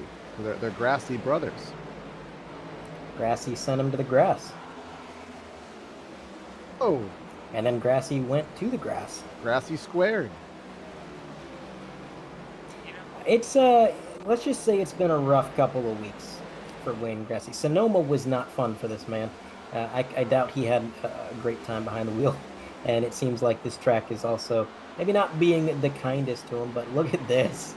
The 83, just booking it down on the bottom. He's going to get around Murray like nobody's business. Both these drivers now 1 second back. Just a moment ago, we blinked, and the gap for the lead went from like 0.01 seconds all the way up to 1.1. So talking about Robert Miller being a little bit of a long-run driver and Benefield being a bit of a long-run driver, that is holding true, whereas Murray, who was blazing fast in the short run, may have used up his stuff. Yeah, this is what you saved your lunch money for the week. Obviously, you guys aren't paying to watch this, but you want to see this battle between the two guys with the longer run cars and see who's going to come out on top and just continue to battle. And we're at that point now, 31 laps into this stint, and we have 185 being the stage lap, so there will be, so what's that, 61 laps? Yep, so we will certainly have another pit stop at some point during the run, and it's akin to what we had in stage 1. Do you wait for a caution? Do you start considering splitting the middle, which would probably be right around lap 140-ish, which is right around the corner? If you're Adam Benefield, I think you want to run this out because you have the speed to do so, as he is running about a tenth faster than our race leader, but we'll see if he can do that once he gets into the dirty air about 3 tenths back. Now with 30-second lap times, you're more than likely going to go a lap down if you come into pit. So you also have to keep in mind, do I want to come in early and risk getting trapped a lap down by the caution? I don't know. It's been a pretty green flag race thus far. Cautions have not been the norm by any means, but things can change at the drop of a hat. We've seen that in many races, either here in the 100% Cup Series or some of the races that you and I have covered over on PTR TV, Corey, have gone from one thing to another very quickly. So it's hard to make these strategy calls, but when we have situations like this, maybe the cautions seem more likely too wide as they battle with Jason, nobody calls him, Jedi Taylor, who just scrapes the wall. I think maybe he avoided it, trying to figure out where to go in this battle. Does he make it 3 wide? He doesn't quite have the speed. Well, we saw last night in D2 that whenever a 3 wide opportunity was presented, it was executed, and it worked out, I think, 0 times. So we'll see if that statistic does carry on here, as again, that battle's still continuing. Again, with my fancy back-end analytics, I can say that a pit road time here, delta cone to cone, is 41 seconds. You do have to run the pit lane exit access road here at Nashville. So let's say that slows you down maybe 3 or 4 seconds. So probably about 45 seconds of time will be lost on a pit stop, as we do have a replay on screen. Looks like is that Captain Grassy. Is it Grassy squared turning to Grassy cubed? Nope, Hodgson. To be fair, you put Nolan Hodgson and Wayne Grassy in a replay and trying to decide which one of them Sponge, it's a coin toss. Oh. So I flipped heads there. Yeah, I went tails, Oh. and I lost. So hey, you see, the battles are growing intense because you kind of need grass to grow corn. So that's what happened there. you're just gonna throw a camping analogy in there, and I think you've covered just about every single thing you can cover in that aspect. There's the GIF. We've been waiting for that The one. GIF? Oh, let's not go there. It's too early. If you're one of those GIF people, you can just get out of the booth right now. User has been disconnected from your server. So wait a minute. Carlos just chimed in. I don't know if his mic was hot. He said he's also a GIF person. Cody, what are you? GIF. So if we want to be It's too literal, the person who actually created the tangible format and actually intended it to be pronounced GIF. However, Correct, if you but want the to G use the stands Engli- for graphics. if you want to use the English language, which makes no sense, as you will fully attest to, Andre, then it can mean whatever it wants to mean, even if not what you want it to be. I'm a firm believer in death of the author, also. So what the creator says means nothing to me. Well, do you have I just got off of having a pneumonia, if we want to say words that sound that way. But, yes. What? A pneumonia. Nope. Are you having a stroke or am I? I think, A pneumonia. You know, I had one of those. We're gonna say words the way they're pronunciated. Well, I never heard of somebody having a pneumonia, more like just they have pneumonia. But hey, in the meantime, look at this battle. Lucas Waitzmuth trying to get around the 22, and caution flies on the speedway. Jeremy Miller is having a pneumonia. I'm hearing it may be Miller and the 24. Let's take a look at the replay, try and suss out what happened. Jeremy Miller sliding back on the track. Good save, good stop. It was a good save, and I think everybody was able to avoid him. It was just he was close enough to the traffic. The iRacing flagman said, yep, we're going to have to throw a yellow for that. Take a look and see. Was it air? I think that might have been air. And right there, Cody mentioned when it came to Dustin, if that car snaps back to the right, you're going to be in a world of trouble. Well, his car did snap back to the right, and he was able to just barely keep it out of harm's way. Let's go on board. At white. Mustang, yep, that is a little bit of air and a little bit of well, I'm right here, so sorry, can't move out of the way. I think, yeah, I think that was more so air, and Matt White had nowhere to go. Kind of incident. Granted, I've been wrong before. Most of the times I am. In technical terms, we call that an air boop. Yep, but you see him already losing it before contact even was initiated. Yeah, you could see those hands starting to move to the right. He felt that thing getting loose. Pit stops are aplenty right now. Everybody coming to pit road for, you know, we needed one pit stop to the end of the stage. Well, it's going to be under the form of yellow flag. I can't imagine any strategies coming into fruition. I think 4 tires and fuel, but we'll see if anybody overshoots their box, has any goofs. So far, so good. Tell you what, after everybody pits, let's do a quick interview under caution. I think we should bring in one of the drivers we've been talking about, Alex Van de Sant. Let's ask him how he feels about the car.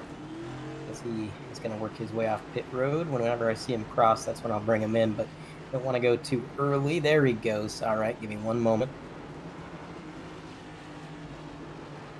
Mr. Van de Sant, you got a copy? I gotcha. Well, Alex, we've been kind of following along, and it looks like that 96 is fighting you all the way. Maybe not handling quite where you want it, but still, it's been a consistent run. How do you feel out there? Yeah, it's close. Just occasional issues with drive off, but I can, you know, kind of calm that down with the driving style. So getting there, it's getting better. Just need to get a little track position. Jumped a few people in this stop, so hopefully that'll help a bit. And we'll just got to see what happens. Long way to go. Now, your teammate Matt is having a pretty good run up inside the top 10. Is he giving you any friendly advice? Yeah, no, we've had pretty separate races. I think he just got a speeding penalty, so unfortunately he'll be behind me now. But yeah, no, hopefully we can link up at some point and work together to cut through the pack here. All right, well, good luck. Got a lot of racing left to do. See what you can do. Thanks, guys. Put him back in the booth. So here to there, it's close. And really, going back to what we were saying about the competition level, if your car is just a little off, the car can feel good. You know, it can feel like it's handling really well, but if it's just lacking that half a tenth a lap, it may not be competitive. Yeah, and that's a lot of things. I know me and Corey discussed it last night. You need a car to kind of fit your driving style. With me, I prefer a tighter car. I know a lot of people prefer looser cars, but if that car doesn't fit what you need, you're going to be in for a world of pain. That goes back to the raw talent versus which other verb you guys use, talent, because you have a guy like Kyle Larson, he could get in a car that, you know, drives like a royal potato and he could put it in victory lane, but then you have and even admitted it, a guy like Jeff Burton, he couldn't do that. He could be good in situations that were presented, but he could not take a bad car and make it good and, you know, salvage a good run. That kind of goes to the talent perspective where the cream does rise to the crop. Usually you see the fixed setup guys actually be really good in that because you don't have a choice. It's either you learn how to be fast with what they give you or you don't be fast. Really the only choice there. And then you get people like me who have no talent whatsoever, and it doesn't matter what type of car you give me, it's going to suck. What's that, SpongeBob? I have no talent. I do have a little talent. I do have one win. But Can you cook? Can you like play sports? Nope. I mean, I could cook. I don't know if I would feed it to anybody else, but it does feed me, and I'm okay. So I'm Do still you burn taking... water? No, I have never Okay. burned water. Okay, you're doing all right then. I cannot cook. I have spilled boiling water on myself making mac and cheese before, so that's fun.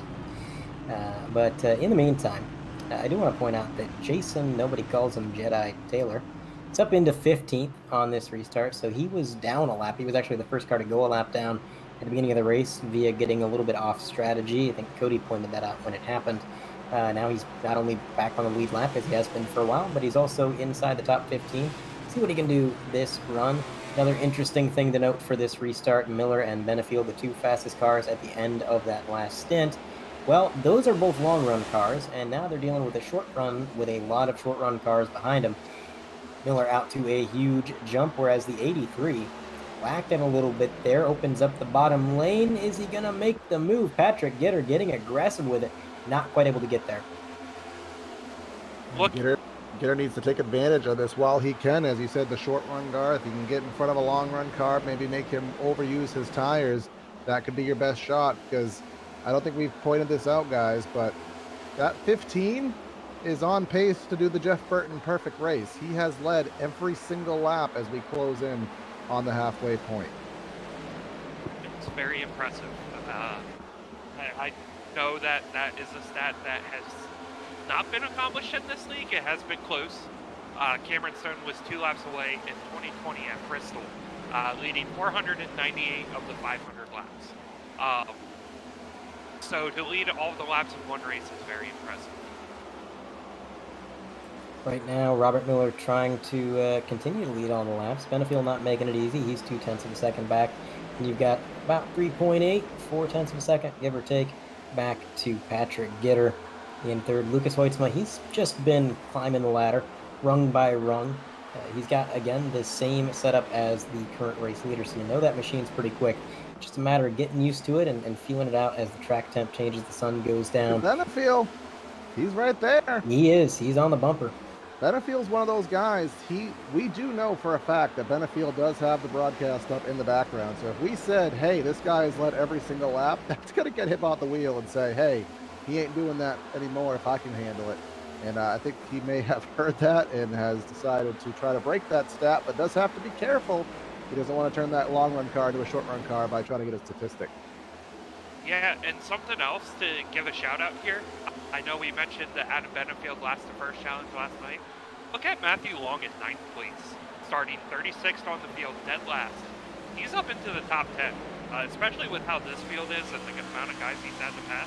That is a very good run for him.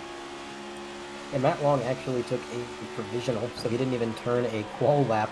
From what I understand, his practice time was somewhat constricted this week, so the fact that he's gone from 36th all the way up to 9th, passing 27 cars along the way, that is no small feat. Especially when we've been up here in the booth talking non-stop. Oh, it's so difficult to pass. It's one lane. You can't get around anybody. Well, Matt's done it 27 times. You're not going to, and I've said it like 87 million times already, as caution will rear its ugly head. And it looks like maybe Jeremy Miller once more. And his bumper is a flapping, and he has just taken it behind the wall here. We got a replay queued up. Oh, that is concussion protocol. Oh, he got right hooked unintentionally. I don't think it was on purpose, but look at that debris sliding down in front of traffic. That is look at good his that rear it doesn't bumper have there. a hitbox. His rear bumper is just like flapping as if this is like Hurricane Andrew. Yeah, that was not ideal. Again, we'll take another look at it here. Try to see if maybe just a little... I don't know. That was just two cars. This is a sim game, but that actually looked like it hurt. Like I tensed up as if that was a real wreck. If his force feedback is set high, he's probably feeling that one in the wrists. And that's a right hook, too.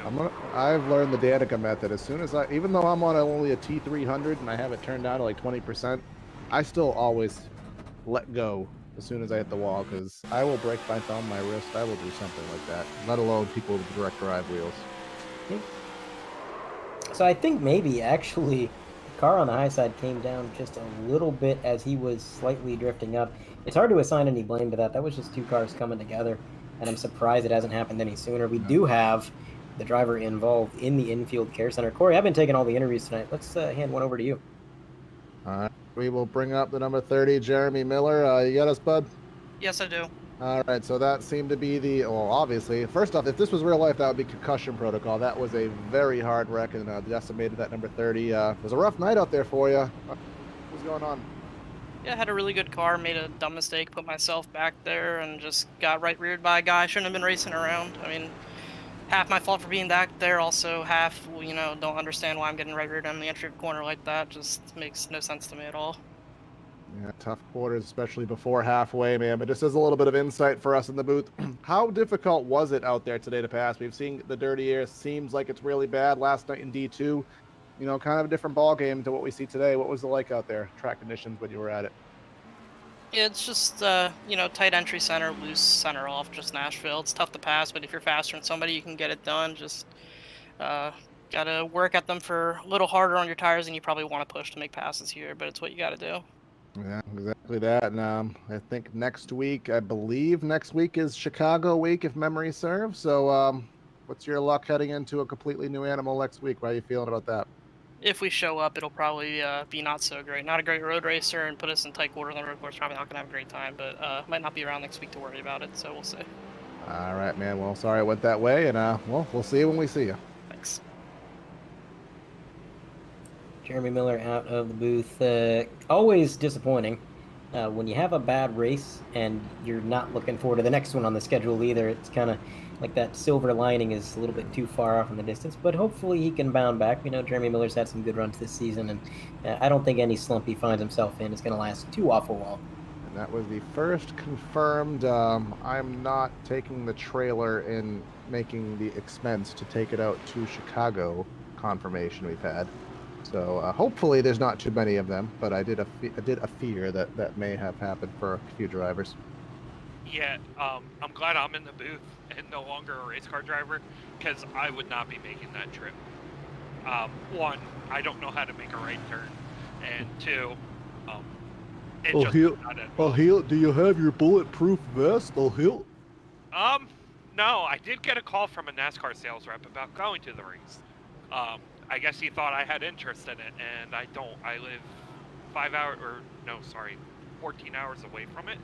But it's a big difference between 5 and 14. Yeah. Math is definitely not my strong suit. So let's ignore You're that. an accountant. I am an accountant. Luckily, there's computer programs. Are you saying that you let a robot do your job? Kind of. Why call it is that legal? TurboTax? Having a robot do it? I mean, sure. Is this the second time Cody's admitted to a felony on air? No, only the first.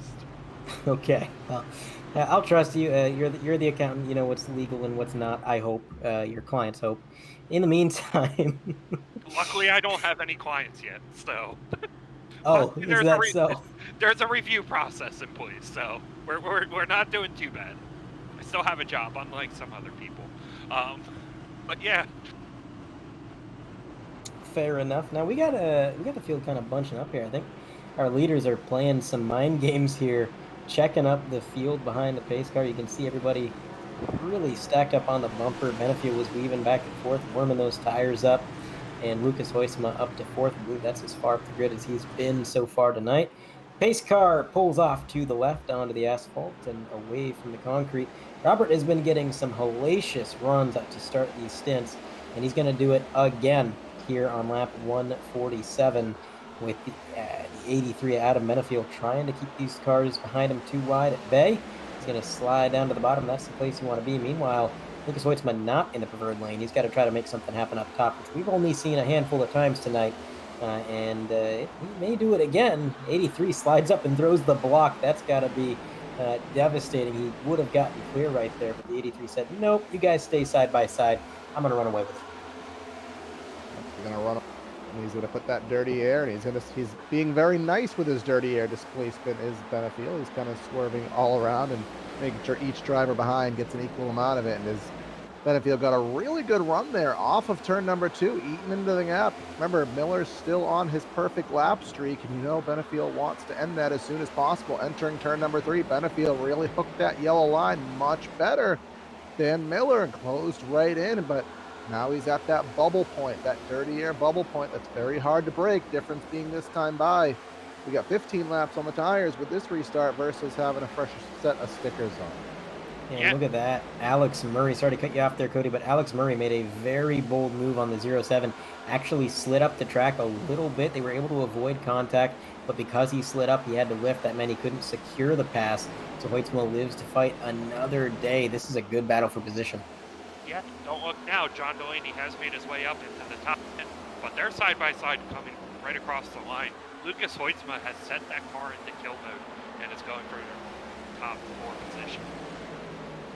We are, 35 laps to the stage, so not a ton of laps, but enough that you can still make some stuff happen here watching Hoytsma and the 22 of Murray currently on screen. Benefield starting to slowly lose some time to our race leader there. Very good surge there by Hoytsma off of 4. Looked high, looked low. Did have to kind of fall back in line there, which is the most painful thing as a race car driver. When you get a good run and there's just nowhere to go with it and you just have to let off, it's just like, it's so deflating. It's especially frustrating when you know that the guy that just passed you has a short run car and you've got a long run car. So he's passing you, he's taking up your time, but in a few laps time, you're going to have to try and battle with him again to try to take that position back. And you feel like you're just trading positions back and forth and nobody's really winning or losing. It's just a constant tug of war. And it's fun to watch for us up in the booth, but as a driver, I've been there, and it can get a little bit frustrating. Yeah, and so far in this race, we've seen some great racing side by side, comers and goers throughout the field. And there's just, we really haven't seen anybody other than the leader. We really don't know any of the other positions in the field right now. Benefield did manage to regain some time. He had dropped back to about a quarter of a second, now has it back within a tenth or so. And I will say Miller is doing a little bit better job to hug the yellow line, trying to put a little bit more dirty air on the 83, but Benefield's really getting off of turn number 2 quite well. Now has it to essentially 2 to 3 feet separating him and Miller, but off of 4, Miller gets a little bit of a run, pulls away, then you have Gitter just kind of hanging back there another 3 or 4 car lengths. I really think Benefield is getting aggressive here because he does want to lead a lap. He wants to make sure that Miller can't lead every single lap, that it's not even a possibility going forward. And he's doing everything he can to try to make the move, but unfortunately not quite able to make that pass. Meanwhile, Murray just trying to make the most out of his short run car. That's what you got to do. If you got a car that's only fast for the first 10 laps in a run, you need to go out there, you need to wheel it. Because it doesn't matter if you save your equipment, if you try to take it easy.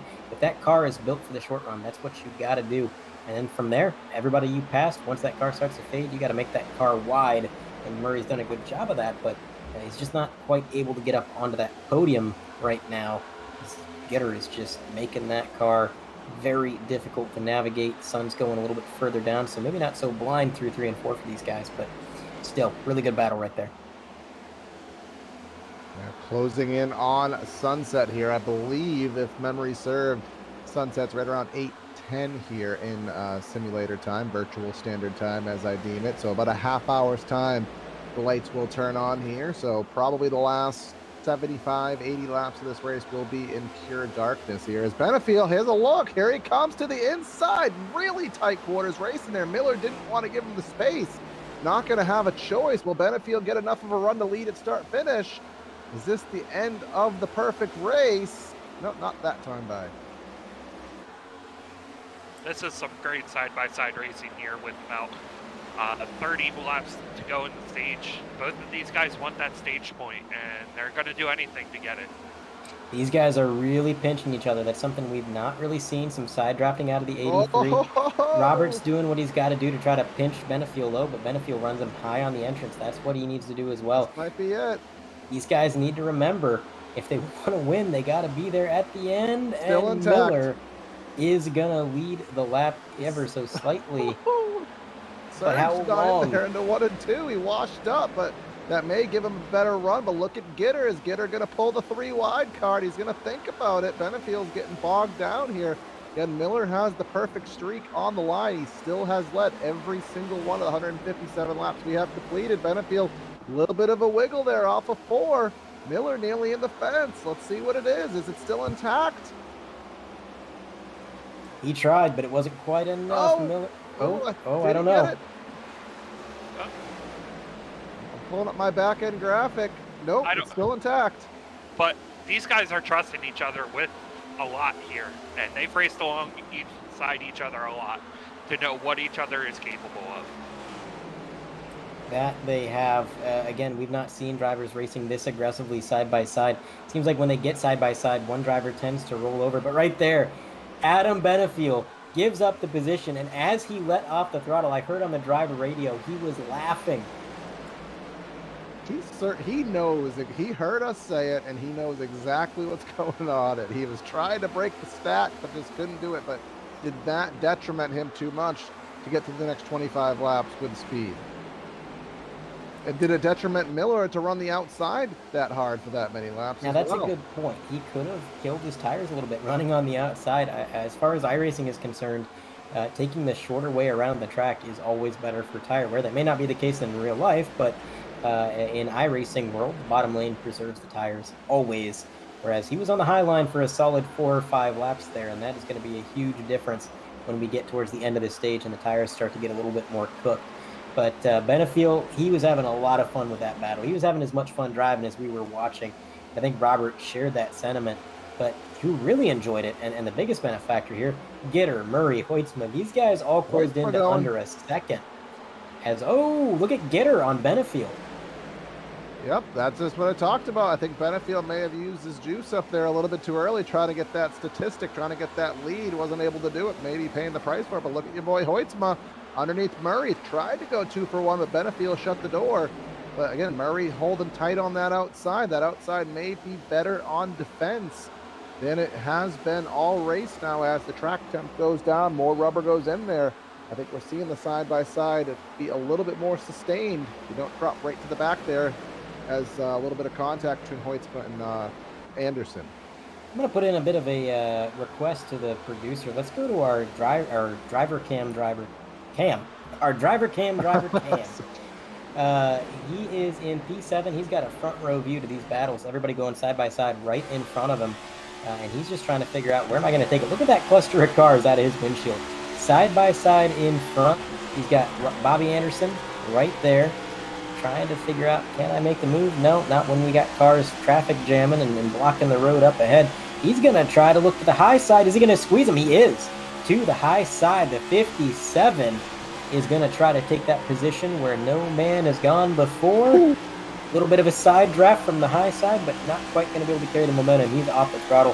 Front end washes out. This is some great racing here at Nashville. Benefield going for the lead. Now he's back 5th, and I don't think he's done yet. He's in Alicia Keys mode because he keeps on falling, and we'll see how much farther he does fall, and maybe he can gain some equilibrium there. But Cam Stone trying to get that 6th spot again. But another challenger to break the perfect race streak, Pat Gitter. He's running laps faster than the leader, and he has the gap within a quarter second and closing here as there's 20 laps left in the stage. Yeah, and you guys are starting to see these cars not handle like they used to. I just saw Cam's car twitch a little there. Also, something of note that the guy who was in the top 10 that isn't there anymore is Richard Reagan. I don't know necessarily what happened, but he is now 1 lap down. So something happened to him on He track. pit 5 laps ago. So I don't know. Couldn't tell you why, but yeah. So yeah, and that's given more opportunity for a lot of these guys. And these cars, man, with this sun going down, I know last year we didn't really get to see this in 100% with a dark or nighttime race, but I think we're in for a treat here as this race continues. So I want to point out that Jason, nobody calls him Jedi Taylor, has maintained his position. He's restarted in 14th. He's still running 14th. Got a little bit of pressure from behind. He's got SOB behind him in the 24. And another driver didn't quite catch the number, but he is playing a little bit of defense, showing some speed. I know Jason was working hard on the setup for this week. We'll see if that comes to fruition. But there's a battle with Van de Sant, who we talked to. He said his car was just it was almost there, just a little off. But again, in a league like this, where the skill ceiling is so high, being a little bit off is sometimes all it takes to be towards the back. And I think he's definitely figuring it out. It doesn't look like the car's fighting him anymore, and maybe that's down to the colder track temps, but still not quite finding the pace that he would like. Big wiggle there. Commentator's curse in full effect. He'll retain that 19th spot, but we'll see where he does fall once he gets back into it. May have burnt the right rear off with a little bit of a heat spike, which is still a bit of a problem here on the iRacing service. But look at John Delaney as we go a little bit further up there. John Delaney doing Delaney things, working his way up the pack side by side with Matt Long.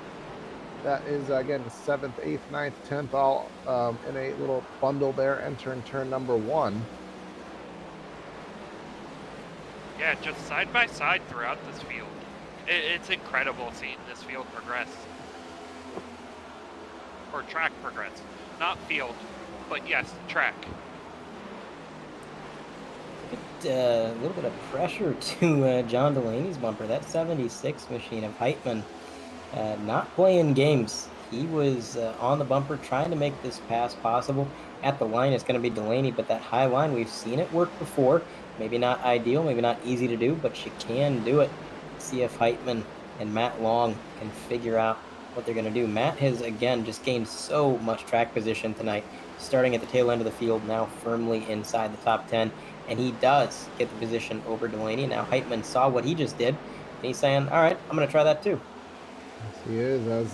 Big wiggle there from Matt Long. In the grass is Delaney. No. Agricultural work for the 6th car. I think he'll be okay if he can merge safely. He's going to keep it down there on the flat, but I think he'll be able to get back into the racing line. He'll drop back to the 14th spot. No real damage there from it as a replay is on screen. So you can see it's very close quarters. John is boxed in from just about every direction. And just a bit of a wiggle actually got both drivers. It was Matt Long who got Heitman and Delaney. Yeah, innocent bystander there. I mean, shouldn't be much damage, but all that time Delaney spent picking him off, and now he's basically back to where he started. That must be so uber frustrating. Yes, very, very frustrating when you start to make progress in the field and then something like that happens. You just want to cry. And I know John, he's put a lot of time into this next-gen car, and that's definitely something that's going to bother him here the rest of the race, and maybe he'll step it up and kind of drive like his counterpart, Cameron Stone, who's in the top 5. We haven't seen Cameron Stone in the top 5 in quite some time, Andre. No, he's really been struggling this year by his own admission. And again, it's understandable that he would be struggling. iRacing is a simulator in which the amount of free time you have directly correlates to how good you are. It's kind of the Guitar Hero syndrome where if you just memorize the pattern, eventually you can be really fast without even thinking about it. because unlike real racing, sim offers infinite practice, and there's a lot of people, including people in this league, that make use of that opportunity. But Cam, he got married last year. He just had a kid recently, so new father, new husband. He's working a full-time job, and outside of the sim, so he's not been able to be behind the wheel as much as he wanted. So what Andre is trying to say in a very nice and politically correct way is that the guys who have less of a life tend to be the fast guys. That is still incorrect, Corey. I don't have a life and I suck. I said the big word there was 10. Yeah, I break most not statisticians. You're Status an quo. exception to the rule. Yeah. I'm an exception to a lot of rules. So. Yeah, I mean, me too. But yeah, it has been an exceptionally good run for Cameron Stone. He's really enjoying this concrete surface. It would seem in that purple and yellow 57, a bit of a different look. We've seen that paint scheme a few times, but not rocking the silver bullet, it's the purple bullet. So maybe he's had a lot of chocolate and he's sugared up, which is why he's running so well, as opposed to being a little intoxicated with the core scheme, perhaps. That is true. Yeah, and somebody else give a shout out here is Jamie Knopf, I believe is how you pronounce that. Running top 10. I haven't seen him very much in the times I've commentated, but having a solid top 10 run here at Nashville. Nop? Nop F? I mean, it's probably not Nop F, but Nop? Yeah, I think it's all right. Yeah. We'll go with that. Hopefully we're not butchering it. But yeah, only 5 seconds back, and he's been kind of a steady Eddie so far tonight. He's not been setting the world on fire by any means, but he's just kind of picking them off here and there, and it's gotten him up inside the top 10. He's got plenty of time to gain some more positions, so we'll see what he can do as the night progresses. We'll keep an eye on him, and very solid showing so far tonight. I do also want to go back to another driver cam, not our driver cam, but the 25 of Kyle Ammon. He's got the webcam set. And let's see what old Moon is up to with his race, where he's at on track. He's in no man's land. He's got a ways to go to the car ahead, it would seem. The mean Mario he is. The mean Mario. The mean Mario, yes. The mean Mario Moon himself rocketing into the corner, and again, not a whole lot going on in his race. Just clips the apron a little bit there. Might want to be careful of that. If you're listening, Kyle, there's an apron down there. Careful of that. We've seen a few drivers succumb to that. We'll wait for a reaction about 10 seconds from the YouTube feed updates for him. Yep. He is going to hit the apron. Oh! Okay! Mean Muggen Mario here with the expletives here.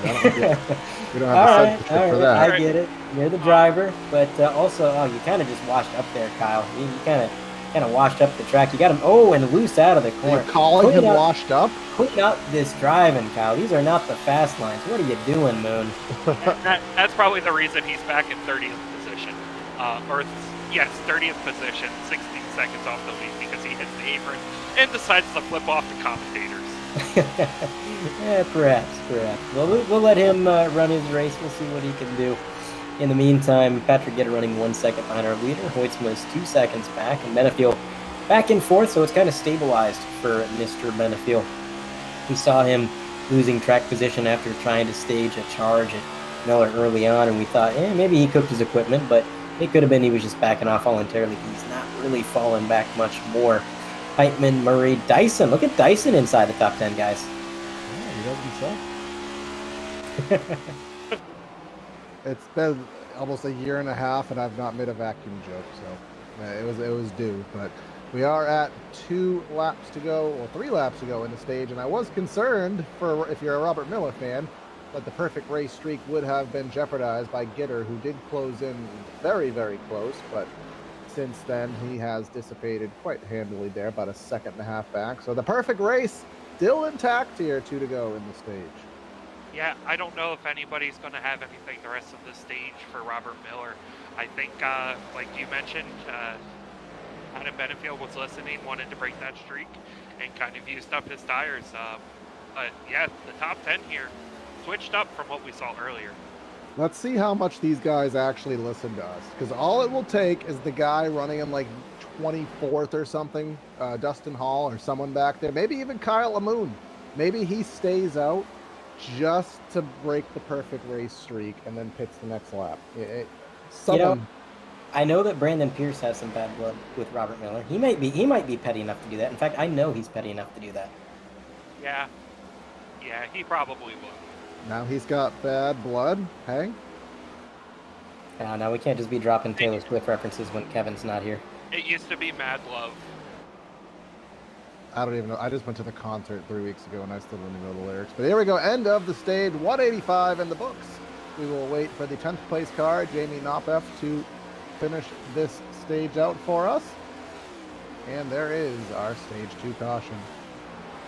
And that is gonna be the conclusion of our mandated cautions. From here on out, the only cautions will be for cause stage points as they ran Miller, Gitter, Koitsma, Benefiel, Stone, Anderson, Heitman, Murray, Dyson, and Knopf. We're going to throw it to a short break, and when we come back, we'll have a surprise interview. We already talked to Robert Miller, so we'll find somebody else to bring in. In the meantime, just enjoy the pit stops, take a seat, relax, kick back.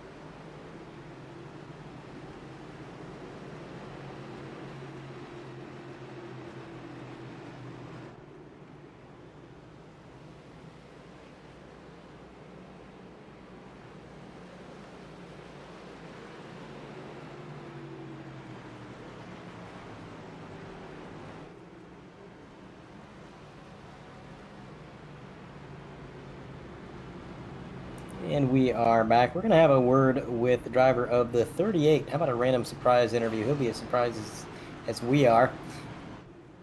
Add negative. Mr. Pierce. Sandra Grambush up in the booth. You got a copy? I do. How are you? Well, Brandon, you had a chance to stay out just an extra lap under caution and ruin the perfect race streak that Miller has, leading every lap. Were you really not petty enough to do that? I was not. I did not realize that he had let him have. If that information had been passed to me, I probably am that petty, but I was unaware. Okay, so if we get another caution, then what you're saying is I will probably. I might do the extra if I'm close enough to the lead to get by him before he gets to the start-finish line. Then yeah, I might. I might just do that. All right, but on a serious note, how is the car feeling? It's been kind of a crazy race. We've seen the running order get shuffled up a lot as the sun's gone down. And how's it feeling? Yeah, I mean, got into a little trouble early. We knew we didn't have a real strong car coming into the night, so just keep working on it. Had some speed there at the end of the run compared to the guys that I'm running against, so we're moving in the right direction, hoping for a solid finish. All right, well, we're going to wish you the best of luck. We'll put you back with your team, and we'll be looking for you to stay out. Brandon Pierce, he wasn't aware, guys. If he was, he might have done it. And some on the teams has to have the broadcast up, not just because it makes better numbers, but this bit of information would have been had. Yes, so Jeffrey Souza is in chat with his teammates, and little Jeffrey Souza will be in the booth here for a couple races, so I'm sure he is watching, and I'm surprised he has not passed that information along. Yeah, you'd think he would, but Patrick Gitter, he's got a chance to ruin the streak on this restart. Or everyone is just being sportsmen and doesn't want it to be ruined unless it's genuinely what should have happened. Everybody's a bunch of good little chaps in this race and wants everything to go swimmingly. Yeah, but I think we all agreed if it was any of us, we like chaos and we like being mean, so we would have ended it by now. Yeah, I'm absolutely that guy. Mainly because I know I wouldn't be competitive anyway, and if I can just make somebody a little bit better, I'm taking the opportunity. I mean, would Ryan Newman do it? Of course, Ryan Newman would do it. Isn't he your Absolutely. driver, too? Yeah, he's my driver, but that doesn't mean I wouldn't do it. So you would make the team meetings on Monday interesting. Look, it's a carrot on a stick. Like it might be my driver, but it's like a line of dominoes. You just want to knock them over.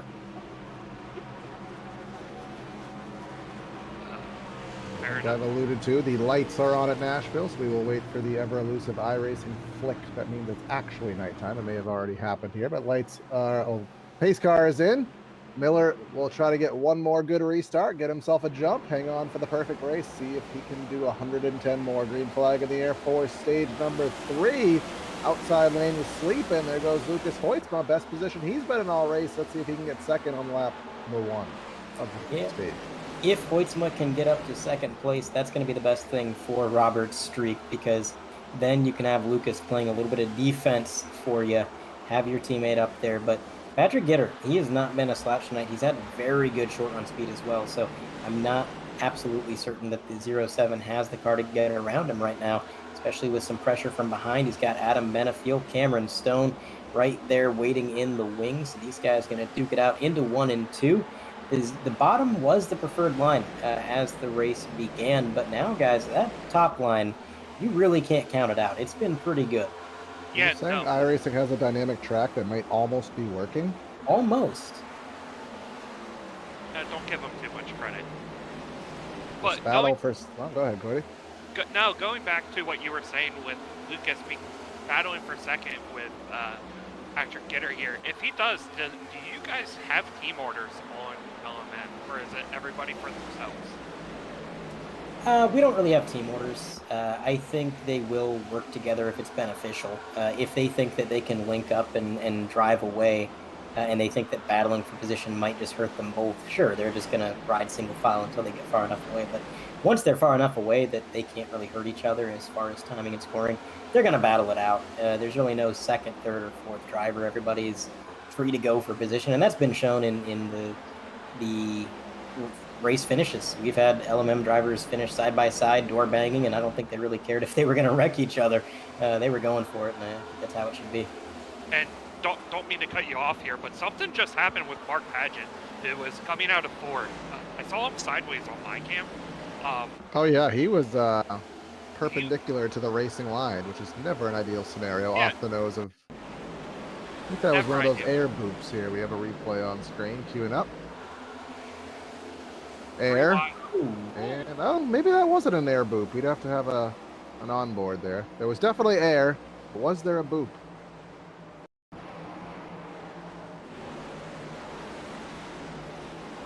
We are trying to get an in-car to solve this ever important... Whoa! That is not ideal. That is a Dale.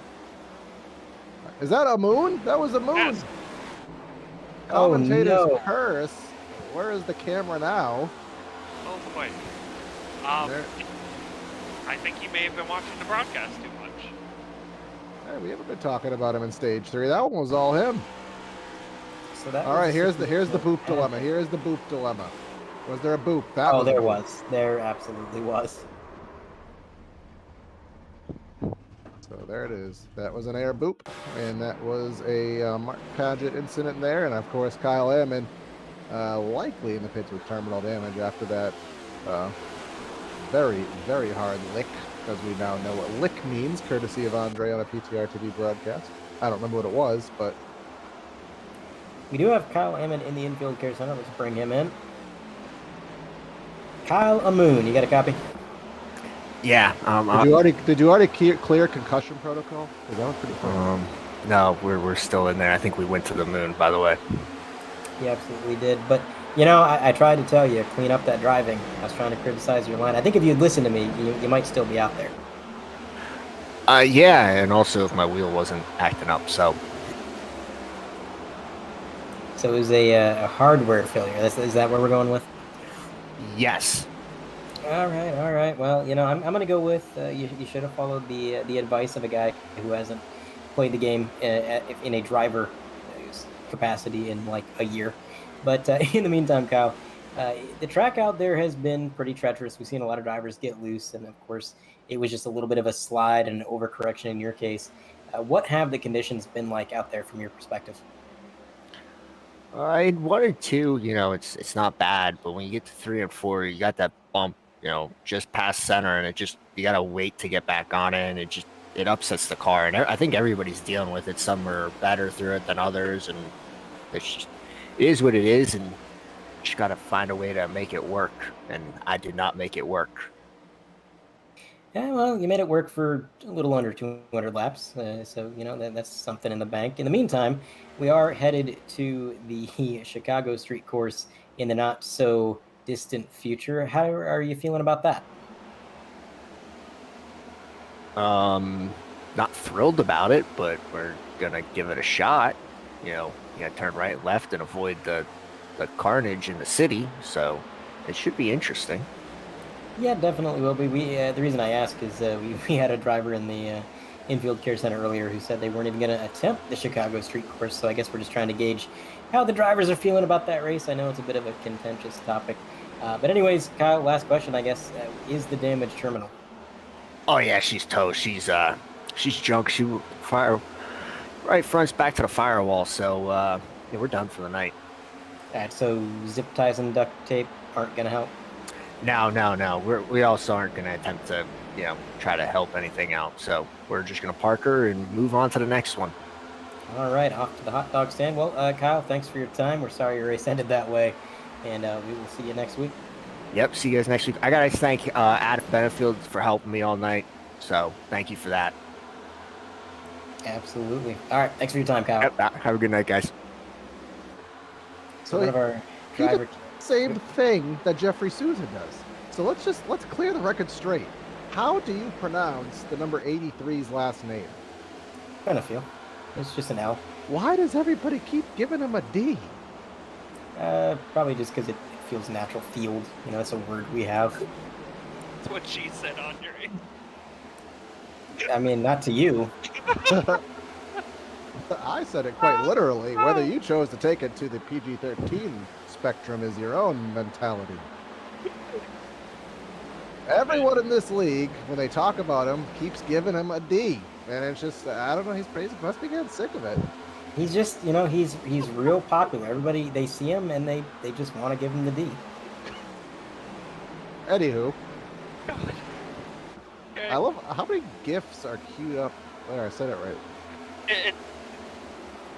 It's not after midnight yet, guys, so we should probably be careful. Yeah, We're talking about the English 11. language. There's nothing suggestive about what we're saying. It's just immature minds that... Yeah, if anybody viewing at home got the wrong... What's your favorite planet, Andre? This one. No, this planet should have been destroyed a long time ago. But Well, back to stuff happening on track. During that interview with Kyle, we noticed DeMars Hickenbottom get a little sideways as well. So I think this day to night transition is starting to get these guys kind of caught off guard, and we're starting to see we are in that window now where it is right around 8:10. So the sun is going to be set as Wayne Grassy is in the grass again on the backstretch. Be still my heart. Yep. So tell us if you've heard that one before. But another thing is Cameron Stone's in third place. So he is finding some momentum here, Andre. He's been building that momentum all night long. He climbed inside the top 10, then inside the top 5, and now working his way to a higher step on the podium. If he can get there, he's got Patrick Gitter about 3/10 ahead. And none of these guys are that far behind Robert Miller. There you can see in the same frame. I mean, it is only 2/10 between them as they navigate Wayne Grassy down on the apron. So it is anybody's game up front right now. Again, we've got short run cars versus long run cars, and I don't really know what Cam's got. It's hard to gauge because he's been a pretty good all-around car, short run, long Queuing run. up here. We do have Grassy cubed. What comes after cubed? Grassy to the fourth. Is there a name for that? hypercubed. Yeah. Guess there's no name for that, but a slow, methodical, painless spin there through the backstretch grass for Wayne Grassy here. But not making the admin jobs painless. Oh no, Wayne. Trying to. Cam Stone, I thought As Wayne, Okay. as Wayne is just screeching to a halt, Cody's over here dying on the mic. It's a great It's moment in accurate. broadcast history. It's But up accurate. front, Cameron Stone under fire. We've got Adam Benefiel at no D in Is fourth. he on fire, or is he on top of the fire, or you said he's under fire? So if he's under fire. So if the fire is above you, of what danger is that? Under fire like somebody's shooting at you. No, I know. I'm taking it literally for the sake of entertainment. But here goes Benefield with a look to the inside, and he will get that third spot. Gitter starting to drop back slowly. As I thought that Cam Stone was going to have a shot at the second and first for a second. I thought he was going to have a late race surge here. Maybe he was the one that breaks the perfect race, but maybe that was a little bit too optimistic here as he is slowly heading into reverse. Yeah, he's just backing it up a little bit. But again, Benefiel has been, I think, almost on par with Robert Miller as far as pace is concerned. He's just not showing it all the time. He's taking it easy. So the fact that he got around Stone so easy is not so much of a surprise. Hoytsma also falling down the running order a little bit from where he started. He's back in fifth. Somebody who's not falling down the running order, he's going in the other direction. Matt Long in the 97. He's up to sixth now. So that's as far up as he's been. He's just outside the top five. He can smell it, he can taste it, he can see it. It's right there, and it's in the form of a 07 machine that he's got to pass. And can get there. That is a whole lot of cars passed. Again, he started all the way back in 36th, and he's just been getting better and better as the sun has gone down. You can see the orange sky and the darker track surface. That 97 is coming to life. And another driver who is trying to work his way through the field is that 6 of John Delaney. Remember, he started back in the 20s, got himself into the top 10, had an agricultural endeavor not of his own making, dropped back to about 15, 16, but is kind of stagnated, only about 12, 13. So Delaney not doing Delaney things here today. He's only maybe a 4th, 5th place car. I mean, I don't think he has winning speed. He just got loose by himself there. So we'll struggle just to get back into the top 10 here. As we are now 85 laps to go, or just about there, 86. 26 laps into this fuel run, so I'm thinking, guys, right around lap 250 without the facilitation of a caution, probably going to be when these guys are going to contemplate their final pit stops. Yeah, I think that's a fair assumption. Right around oh God, I'm sorry. Right around 250. Cody, are you okay? I think I drank something and it went down the wrong pipe. But yes, I need I'm to call okay the now. authorities. I am okay now. So looking at some other guys through the field who are having very solid runs. Jim Schofield in 14th, Brandon Pierce 15th, Alex Van de Sand 16th, and Sean O'Brien Jr. in 17th. All these guys have rebounded for some good runs here. Middle of the pack, and anything above 20th, I would say is a good run. And, last week, those would have been the only guys we would have been able to see.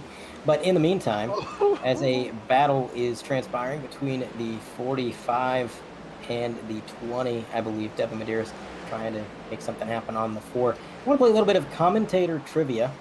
I feel like Corey might know this because he's kind of a dork. But whoa! How much banking is in the corners here at Nashville Superspeedway? Well, just for that, I don't want to answer. My answer is sponge. That's my answer. Oh, come on. You know you're a dork and you want to answer. Well, I want to see Cody the accountant fail with numbers. So I'm bringing out my... No, you're not wikiing it. No, I'm not wikiing it. So I'm bringing out my protractor. That's what it's called. To kind of measure the distance from the bottom of the track to the top. I am going to guess about 22 degrees of banking. Holy crap, you need to be calibrated. It's only 14. Oh, Corey is correct. Charlotte is 24, so that would be this is almost you're considering this place nearly Charlotte standards. yeah. Well, like I said, I'm not very good with math, and I apologize, IRS. Hopefully, you're not listening. Sorry, feds, but yeah. I'm gonna say 22 inches of banking. What driver? Inches. Agreed. I don't know. Which driver? I gotta give something to D. Which driver got his only NASCAR Busch Series win here in 2002? Jason Leffler. Oh, we got a there's caution Gallo. on the speedway.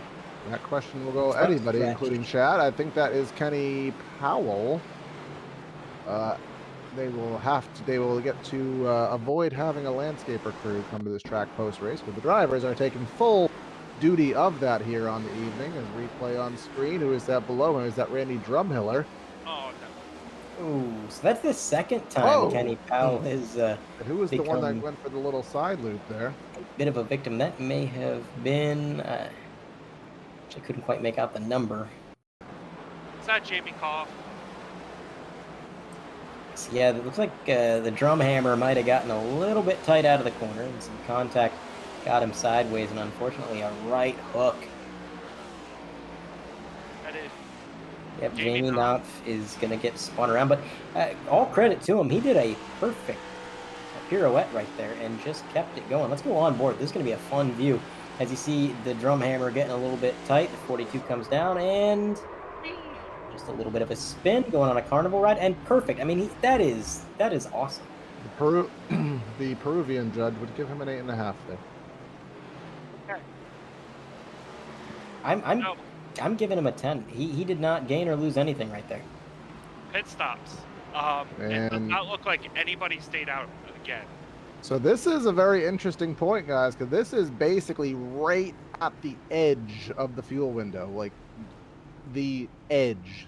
So did Miller, whoa, he overshot his box there. Is that enough to break the perfect race streak? Done, and a done. Let's see. I think it's enough. I think it's enough. I think it is. He's going to struggle. Yep. It's over. Patrick Gitter, Adam Benefield, both going to beat him out of pit road. Unless he, yeah, it's.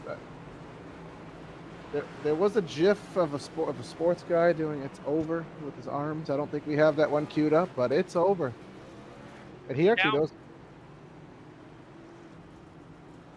The funny thing is, Carlos actually knew what I was talking about, which is I appreciate that. An error, yeah. Like Detroit. He blew the perfect race with a little bit of a rookie mistake. Very, very accurate. Yeah, not like the Detroit. Who's the Detroit baseball team? Tigers. The Tigers. They had a perfect game that was botched by an umpire. Last out of the game. Not quite that, because that was taken away via someone else's circumstance. But this was a Royal just he botched it himself. Andre Galarraga. Yep. Yeah. I remember that because even the umpire admitted his mistake later in that night. He was like, I just messed that guy up. Oh, and there's Kevin Malone dropping the chili. Is that Wendy's chili, Andre? I would imagine not. Is that a stew? Yeah, that's Kevin's chili. That chili is definitely stew type chili.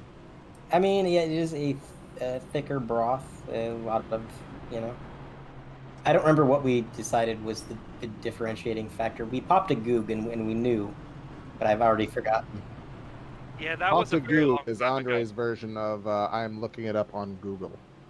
Yeah, that's what the cool kids say. They need to look something up. They pop a goog. Oh, has anybody bought the store version of Wendy's chili yet? I have not. I've seen it on the shelves. I have yet to try it myself, but I'm very scared that I'm going to end up in a bathroom one night with that. So we're very careful with what I eat.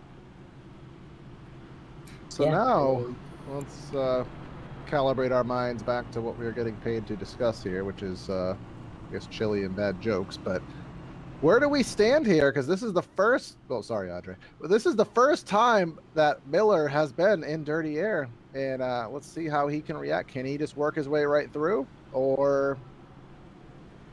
Yep. Oh gosh. Yeah, Lucas in the YouTube chat says Castellanos probably just hit a home run. Absolute tragedy. So do you know that meme, Andre? I know you're I not a big baseball I do fan. not. So it was a couple years ago. The broadcasters for the Cincinnati Reds were talking about something tragic that happened, and immediately after the tragedy ended, Nick Castellanos hit a home run, and it Oh was like, no. and they're, oh yeah, Dorian, and they're like, and there's a drive deep left field, Nick Castellanos home run. So now, anytime there's a tragedy, especially like Oh I-90, no. So how did that meme not come up with the Titanic situation? because it did, Oh, yeah. And the best part is that when I-95 collapsed, that night they were talking about it, and Nick Castellanos hit another home run. Oh my So, goodness. and it's only a matter of time it is before. a perfect meme. It's only amount of time before Carlos incorporates the Bill Hader dance into a broadcast GIF audio format. So maybe he'll do it in the remaining 80 laps. Who knows? But Pat Gitter, first time all race. That 15 car has not been the leader. Green flag in the air. Benefield, a little sleep in there on the outside, but he may be in a perfect position to drop down to the bottom. Yes, he will. So top 4 will go single file. 5th on back. They'll be racing. Yeah, so this is going to be a learning experience for Robert Miller. Obviously, a lot of his testing was done solo, which was going to be in clean air. And for 219 laps, he was in clean air out front. Now, for the first time, maybe this year at this track, he is in dirty air. He's right behind Adam Benefield, and he has Patrick Gitter to contend with in the lead. So trying to figure out how the car is going to handle, how different is it being in the back versus being out front. And if what you said earlier is anything to go off of, Corey, it's probably quite a bit different. He's just going to have to try to figure that out. I can already tell just by looking at it where he's, you can just see he's getting tight in the center of the corner. He's trying to run the yellow line, but you run the yellow line, you risk the opportunity of hitting the yellow line and then actually bouncing off and losing some time still. So he gains and then regains right there on the exit of the corner, nearly in the fence. Had to lift just a hair there, but look at Benefield. He hasn't led a lap yet. He came oh so close many a time. But he knows that he has a better long-run car than Gitter, and he has a probably equal car to Miller. He has the track position on Miller, but he's got to find a way around Gitter. Gitter is really gettering it done. Oh my God! English. But English is not my strong suit. So nothing really is. I don't know why you guys hired me, but hey, here we are. Throughout the field, though, we're seeing more 2x2. I want to say it's about 8th on back. These guys are really getting at it, and we're starting to see some guys who we haven't seen. Oh, Delaney, don't do it! Thought Delaney was going to squeeze a 3 wide there, but he thought better of it. We have the multicam now. I almost said Mark Gitter. I don't. Andre, use words that make sense. We're not doing it. Yeah. So in the meantime, we do have a lot of side-by-side battling a little bit further back in the pack. Bobby Anderson on the low side there, trying to contend with Alex Murray. Those two have been no strangers to each other. Dyson in that 0-4. He's continuing his solid oval performance there in 11th. But up front, it is this 3-car train, actually a 4-car train. Gitter, Benefield, Miller, Stone, all right there. And actually, Hoytsma has come to join the party. And again, that dirty air really playing a big factor here. Robert Miller is on the bumper of these drivers. I think he's got a faster car, just not quite able to get there. He's going to go down on the apron. He's going to force the issue, but it's still not enough. That dirty air just absolutely playing havoc. Patrick Gitter on easy street right now, as Robert used to be. Robert's looking out that windshield thinking, that was me at one point, and then I missed my pit stall. So he is trying to... Oh, I thought maybe he was going to go up high there. It was a little bit of a late corner entry. But just riding single file. I'm curious to see, the main question in my mind, what is Patrick Gitter going to do as the run goes on? Because we have seen that he tends to be a little bit better on the short run, but these two drivers behind him, they've got long run cars. That's going to be interesting. Top of your 3-wide TV multicam, that is more mid-pack side-by-side battling. Matt White, Alex Murray, Bobby Anderson, those three just sorted out their positions, but behind him, Dyson still going to war with Dustin Hall. So plenty of battles throughout the track. Now, my biggest curiosity boils down to, is this going to finish green? Which, if you look back a little bit further, you see John Delaney pushing a 3-wide, so he's trying to make sure that does not happen. Trying to get by Dyson and Hall there, but that does fizzle out. But again, what me and Cody and I saw last night in D2. I think the longest I saw anybody go was lap 80, and that was with the facilitation of some yellows. If this does go green, 80 laps to the end. So do you even consider trying it? Do you have to save? Do you just realize you have to make a pit stop? Because if you try to make it, you have to start saving or preparing for it from lap 1. You can't just, try to go full bore and then maybe try to save some fuel with 10 laps to go. Yeah, and that's going to be the interesting thing for Patrick Gitter. He really, it's tough when you're the leader to say, I need you to save 10 laps of fuel. Because you are the rabbit and everybody else is trying to chase you down, and you're going to set your own pace. These guys can kind of set themselves based off of the guys behind. I am hearing a lot of sorries on radios, so I don't know if racing is just getting that aggressive, but it's been a while since we've had a good old-fashioned fuel run, Andre. Too late now to say sorry? Yeah, that last sorry that we heard on the radio was Neil Pearson. He is, I believe, currently outside the top 20, but in the meantime, man, oh man, these 3 lead cars, they are just nose to tail, and they can't find a way around one another. I think Gitter is kind of holding up both these drivers behind him, but, I mean, fair game. He's got the short run car. He got out to the lead. Now he's got to play defense. That's pretty much what he's got to do, and he's doing it well. In the meantime, you got Cameron Stone starting to drift away from these lead 3 cars. He was right there with Robert Miller. Now it seems like maybe the pace is starting to fade. Lucas Hoitzman not far behind. Matt Long still running P6. Derek Heitman, Alex Murray. Whatever. You just said Cam is starting to drift away. Does that mean he's Uncle Cracker? I mean, is anybody watching this stream old enough to know who you're talking about? Give me the Beach Boys and Free My Soul. I want to get lost in your rock and roll. Come on.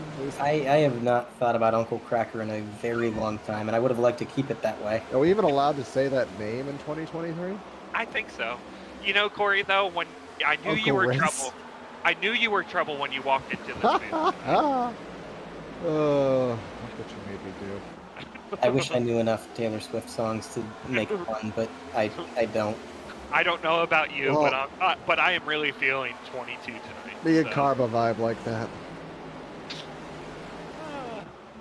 And I feel like I'm just outside of the club right now. You guys know all these Taylor Swift songs, and I'm. Hey, I got Eras Tour seats. That was a vibe. Yeah, I mean, it was probably a good time, I would imagine, but too many people for me. Look at this. Robert Miller trying to make something happen on the outside. The 83 says, nope, he's going to slide up, block the run. And that's the thing. I'm not sure if these guys are saving or not.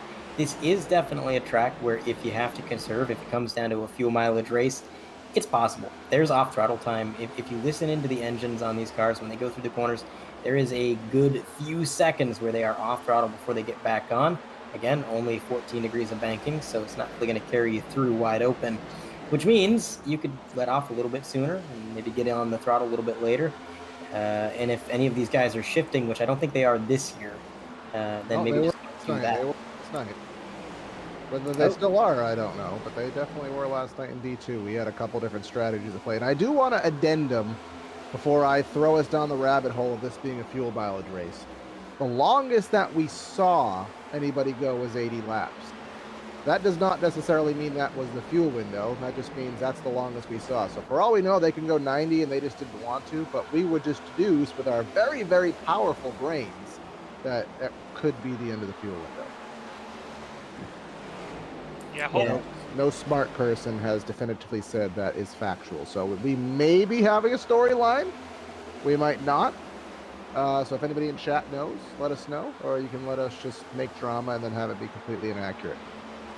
I'm hoping for the drama. Because this check has a blank space right now, and one of these guys is going to write their name in there tonight. Is that also Taylor Swift? Yes, blank space is actually a pretty good bop, if I'm being completely honest. I'm not going to try to sing it just to save the viewers' ears. And well, actually, this channel doesn't have monetary on it, so too low of subs. So if you want to get this channel to 1,000 subs, that will help the league out as well. We only need 926 more. So maybe we can get that done in one night. But they did?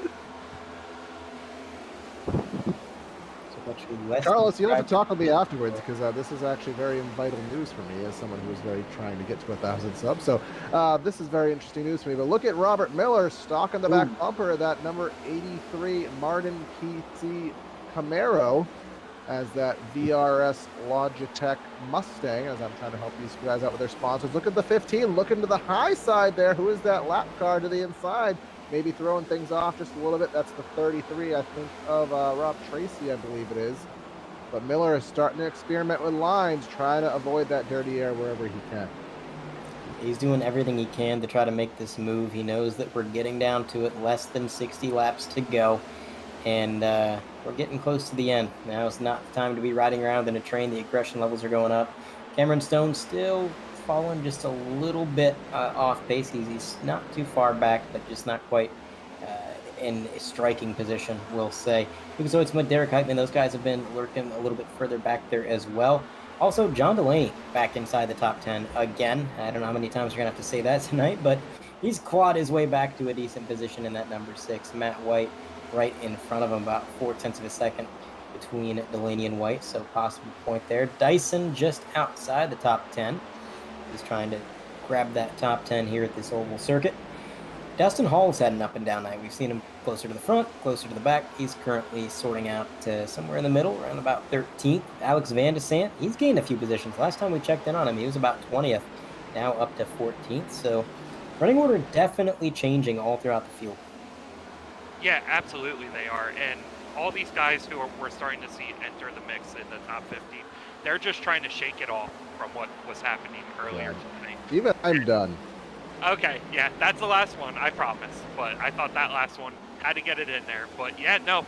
And like we mentioned, with the laps of fuel left here coming up, I really want to see mass chaos here.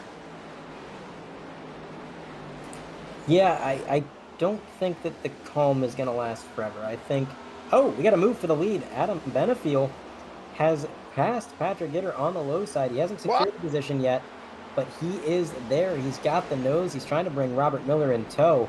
Again, I mentioned Patrick Gitter's got a short run car, so once this run goes on for a while, he's going to struggle to defend that position. And sure enough, Adam Benefiel takes it with ease. And unfortunately for Robert Miller, he was not able to follow him through. He is going to be stuck behind that 21. And that may let Benefiel drive away with it. The longer he's stuck behind this 21, the further away that 83 is going to get. See the 15 using the outside. I mean, this is a test to the dynamic track if it worked, but clearly it doesn't here. But Benefiel is going to try and drive off into the moonset here. Benefiel is not getting the D because, well, I guess he is because he's getting it done as he is now the leader. Yeah, we're starting to see that pace from Adam start to show up. And the biggest, say that, he wiggles. Yeah, wiggle, wiggle, wiggle, wiggle. But with that, also, we mentioned it earlier with with Lucas being a teammate. Patrick Gitter is now Adam Benefield's teammate, and we know the pace that Robert Miller has. So you have to be wondering if Patrick knows Adam has the pace, and he's just trying to hold off Robert Miller now. All right, it's not funny when I'm dying here. Well, first off, you gave him the D, and then you start choking on your sentence. I was choking on the D. Anyway, we can't say that. That's a no-no. The D for domination. Yeah. The D for... What? We can't say that either. Oh, no. We went off the rails. And, hey, it's been a very good race up to this point. And last time we were with you guys, we believe was Bristol back in April. And I believe that race had 28 cautions that night. So this is a very nice change of pace. It has been a very clean race, only a handful of cautions for cause. No big wrecks, so really not much attrition at all. Most drivers are still on the track. And the 21 really throwing the block for his teammate there. Robert Miller tried to make a move, didn't quite happen. Top of your 3 by TV multicam, SOB himself trying to get around Mark Paget in the 0-2. This is for position. It's for 16th. And right here, that's another battle. That's going to be Lucas Hoitzma battling with, I believe, Matt White in the 48 machine. 48's got the preferred line down low. Is he going to bring somebody else in tow? Yeah, he's going to bring Matt Long, so that's going to be another one off the checklist for Matt, getting around the 07. Those two working pretty well together, kind of following in tow, and now Matt Long is going to try to make it a twofer. And for the 6th spot, but he's going to get tight in the center of the corner. Again, that outside having a little bit more defensive capabilities, not so much offensive, but you can play some really strong defense up there. And Hoytsma may try to actually force the 97 to be pinched down. Well, never mind that thought. Thought he was going to try to get him on the sucker hole on the bottom of the track, but everybody will get back into line. Yeah, and somebody else, since we do have the capability of showing it, we do have a call out for Nolan Hodgkinson, who is running back in 24th, and we do have the capability of showing it. So just wanted to give him a quick shout out, as he does have some fans in chat. What's his name? Nolan Hodgkinson. He just added about 2 syllables to his name. But... Yeah, well, guess what? Oh well, we're giving him a shout out because we can, unlike others. But hey, so the race now we're looking at 48 to go, and we already see some guys on pit road. Obviously, a little 14.8. Oh, Miller. Oh, Ooh. Miller, not good. A whole bunch of not in good. front of traffic. He gets it back down. That's not going to be a caution. It's sounding like Adam Benefield may have actually kicked that off. He said he got loose at a 2. Yep, that's exactly what happened. Benefield got loose and just an innocent bystander situation. I'm sure we'll get that queued up, and a lot of agricultural work there down the back straightaway. And eventually to what we caught there live, replay on screen here. See, Benefield really didn't get off a 2 at all that time. Ooh, just into the wall, and then Robert Miller nowhere to go. That grass became an ice patch. I don't think he ever lifted. I think he was trying to get that thing back to the racing surface, and unfortunately it just bit him, and that rear end slid out on that grass patch. And the worst thing he did there was fully save the car because it did not cause a yellow flag. So the perfect race has gone down the toilet. Yeah, definitely not the end of the race he was hoping for. And to think that all of that really transpired because he overshot his pit stall just a little bit. That is how important the track position has been here tonight. He had the fastest car, more than likely. Perhaps Benefield maybe a tick faster, but either way, one of the fastest cars. He led so many laps, but overshot his pit stall, lost the track position, and then, well, all the dominoes began to fall. But hey, there's a few benefactors to that. Cameron Stone picks up a position that puts him back in 4th. Matt White's up to 5th. Matt Long is back in 6th, and Lucas Hoytsma has kind of slipped back to 7th. He's actually not too far ahead of Delaney, who's picked up 2 more positions since we talked about him. He's up to 8th. Okay, so maybe a decent enough time here. So we're about 40 to go, and we may or may not have pit stops finish this up. May as well just do a little bit of a through the field if we can coordinate that visually. Up front, Pat Gitter leading this race after circumstances fell in his favor. Adam Benefield currently running in 2nd. We have Derek Heitman running in 3rd in the 76, solid ride. The aforementioned Cam Stone has the 4th spot. Matt White running in 5th, solid run for him. The last to first challenge for Matt Long has him in 6th spot, so a little bit of work to go. I don't know if he'll quite get there. We got Lucas Hoytsma in 7th, who about a 3rd, 4th place car has relinquished back a few spots. John Delaney in 8th, having his comeback, his 2nd comeback. See if he doesn't have to do a 3rd. In 8th, and then Alex Murray, and then Bobby Anderson down to 10th. 11th is Andrew Dyson, having a solid run here on an oval track and not a road course. Matt DiCiani running 12th. Alex Van de Sant having a very solid run in 13th, obviously making up some positions from where we saw him earlier. Mark Pageant running 14th with Sean O'Brien 15th. Justin Hall having a 16th place run, very quiet run, having 1 or 2 incidents, but nothing really on anything serious. Jim Schofield 17th. Randy Drumhiller 18th, who another driver that has had no luck this whole year, running 18th. Kenny Powell 19th after a couple incidents, and Wayne Grassi has fought his way back up into 20th after his off-track agricultural experiences. Impressive that he's kind of made that comeback. 21st, this is a position that does exist. I should remind the viewer, Brandon Pierce is in that 38 machine. He said he wasn't really liking the way the car handled, hoped it was going to get better. He is still there in 21st, but we do have a lot of drivers coming down pit road. Yeah, I'll pause that segment, but hopefully we got your favorite driver in. But this may be the we can't make it, so let's split it down the middle group of people. Yeah, a lot of drivers. Go ahead, Cody. No, at this point, in my situation, I think you're going to see two groups here. I think you're going to see guys who are going to be willing to risk it. Guys who have a win, they're going to get the points, knowing they need it. Then you're going to have guys such as Demars Hickenbottom, Randy Drumtaylor, Sean O'Brien, who don't have that win yet. Hickenbottom is backwards at pit entry. Oh, okay, never mind. He's doing donuts. That is the ultimate announcer stink. I am very sorry, Damaris. But you're going to see guys use the Cody Bird strategy of staying out long and seeing if they can't make it. And if they can't, then hopefully for a caution and get some track position. Carlos, I really hope you can get Damaris's wreck on screen. Yeah, we're going to take a look at the replay here, see exactly... Phenomena. Phenomena. Is this why my package got delayed? So this is what the USPS was doing. That's because they could have got it there in 2 days, but you didn't pay for it, so you had to do a little delay, so that way it got there in 3 days. That was probably the worst announcer jinx ever right there. Well, Damaris is definitely prone to this. We have... there was a point where we just stopped putting the camera on him because every time we did, he would be running well and then something bad would happen. So we just couldn't put the camera on him for like 3 weeks. Okay.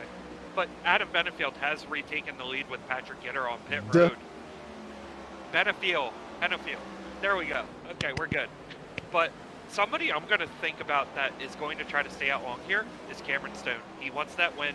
He's going to do whatever it takes if they can even make it that far. So the addendum between last night and tonight is I'm almost certain there was one caution in the final stage that kind of gave him a little bit of breathing room. I don't see us having that at this juncture, so I do think it's going to be a little bit more risky. So I would not be surprised if absolutely nobody does it, which means I just talked myself into a story that didn't exist, which is very well possible. But I hope for the sake of that, somebody tries it. Kind of losing a little bit of faith, if I'm being honest.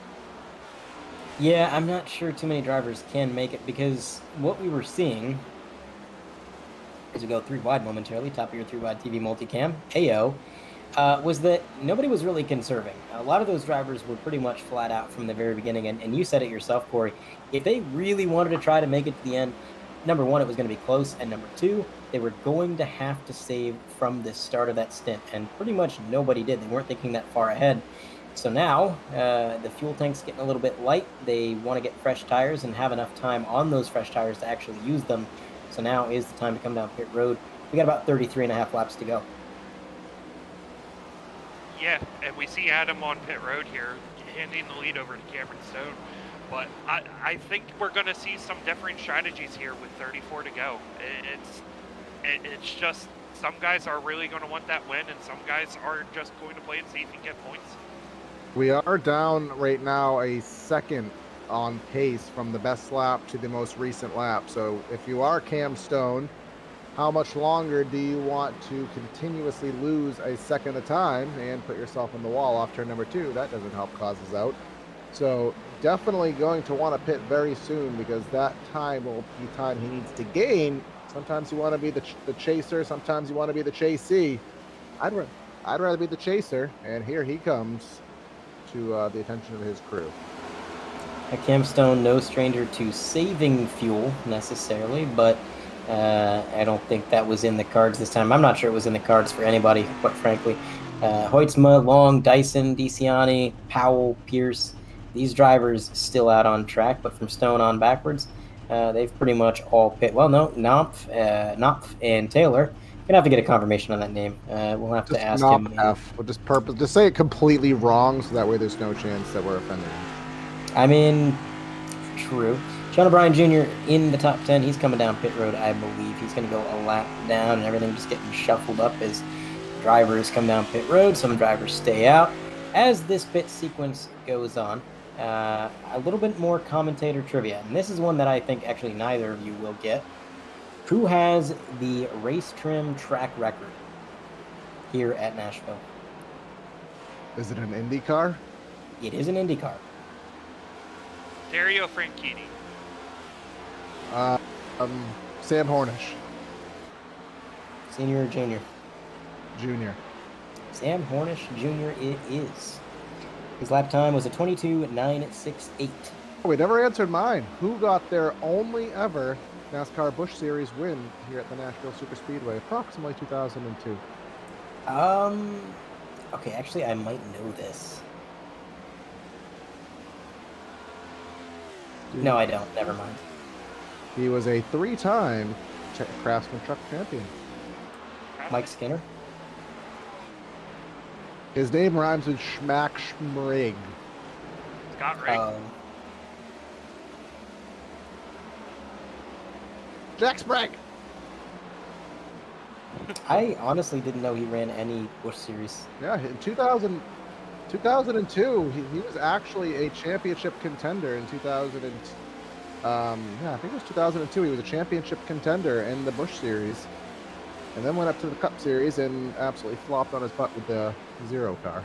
So a little trivia for you, as we have a little bit of a lull in the action. But as it stands now, closing in on 26 laps to go. We still do have the better part of 7 drivers who have yet to come to pit road. Hoytsma, Long, Dyson, Powell, Pierce, Taylor, and Knopeth have all yet to come to the pit. So let's look at the gap. So Hoytsma has a 23-second lead over Pat Gitter, who has already pit. Is that going to be enough?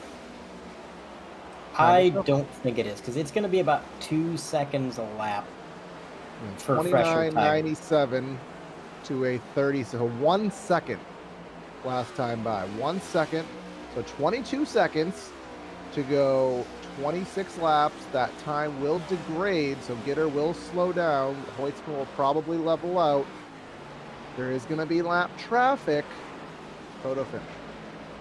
I should also note that Matt Long just closed in about a 1/10 and a half in that last set of corners, so I don't know if Hoytsma is in Super Saver mode or if him and Long are both in Super Saver. I would imagine if they're both going to try to go all the way, they're both saving. It's just who's saving more. That's another 1/10 to Matt Long right there. It goes from 9/10 actually down to 6/10 momentarily. Timing and scoring kind of going all over the place. We have that AMA Supercross timing and scoring. My mic is hot now. Wait, Corey, what was your question again? Who won their only ever NASCAR Busch Series race here at the Nashville Superspeedway in 2000? Well, I said in 2002. And who did you say the answer was? Jack Sprague. The 2002 Nashville race was won by Scott Riggs. Oh, no. I'm on Wikipedia right now. I'm on Racing Reference. Jack Sprague first win, 2002 Inside Tracks 300, presented by Met RX. There might have been 2 races that year. There may have been 2 races. Because I'm seeing here 2002 Pepsi 300. I did say Scott Riggs. You did say Scott Riggs. So if there was 2 answers to that question, then rip. Cody wins. Woohoo! Suffering from success, Cody Bird. We have never said that. Yeah, Cody wins. There was one in April and then one in June. Yeah, 2002 Pepsi 300 was Scott Riggs. That was his first win. All right, so that was a multi-answer question. So Cody, you didn't win because I didn't want you to, but you still did win. So what do I win? You get a digital sticker. How about that? Okay. You get an NFT. An NFT. You get a no. Yes. You get a 100% Cup Series NFT. Yes. Let's go. Anyway, back to the racing. Lucas Hoytsma has opened that gap up again. 2 seconds now. 19.3 seconds to get her. And this is going to be interesting. So my telemetry, which may be a little bit different, is actually saying 17 and a half. So that gap definitely closing. But again, the fresh tires will slow down, the old tires will kind of remain the same. So it will not get, the exponential curve will not continue. And of course, it's easy to catch him. It's not easy to pass him. And Gitter will have to deal with the dirty air of his slower traffic. This is where I kind of wish we had access to the driver radios and just see like, hey, like, oh, I'm good to make it and whatnot, or I'm not good, because I mean, we could just go up into a Discord and just see what they're saying, but that'd be a little bit invasion of privacy.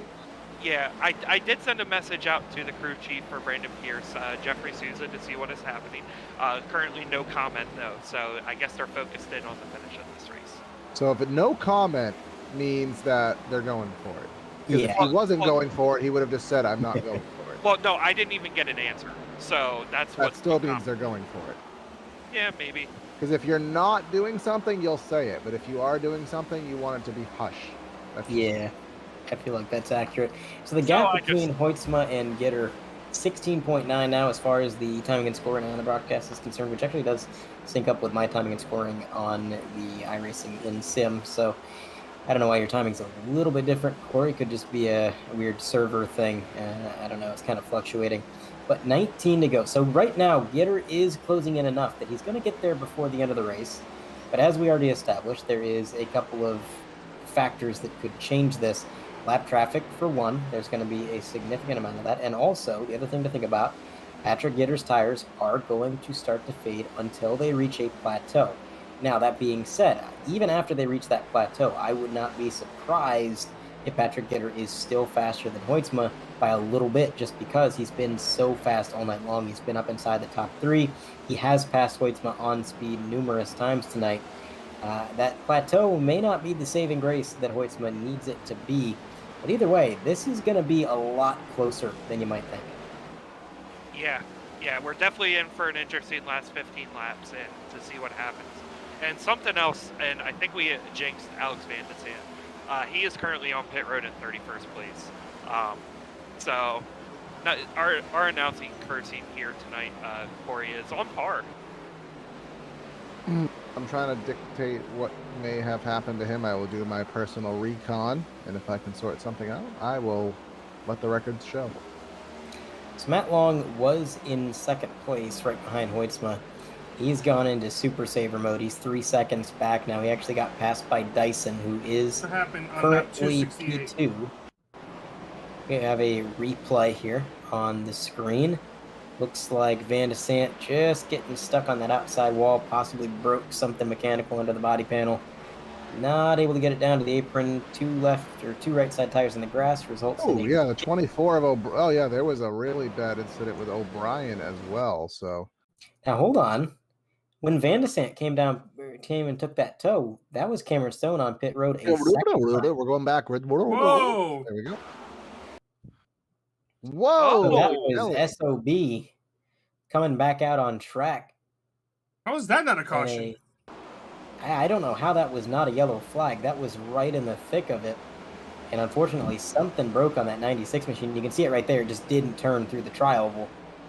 That is generally not a good sign unless you're playing NASCAR 98. Then it's standard.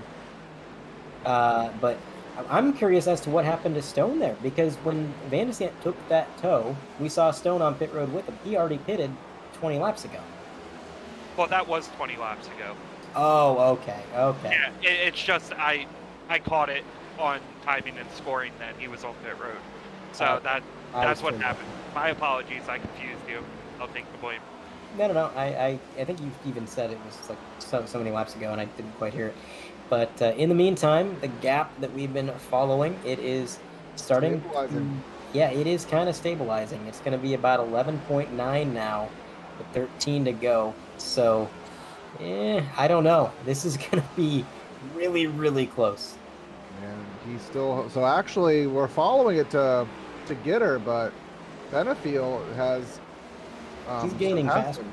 So we need to watch Benefield, because that is actually the gap of the fresh tires. So Benefield right around 11 seconds as he's going to the outside there. Tight quarters racing as these guys are going for this. We thought was the battle for the win. It still could be. We don't know the fuel situation. We don't know how close they're cutting it. So this could be the battle for the win, or it could be the battle for second or third. We don't know. So Brandon Pierce gonna kind of stay on the high line, let these guys go.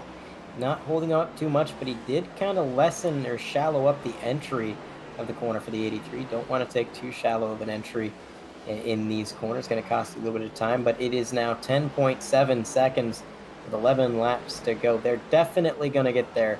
But again, we've seen how difficult it is to pass here at Nashville.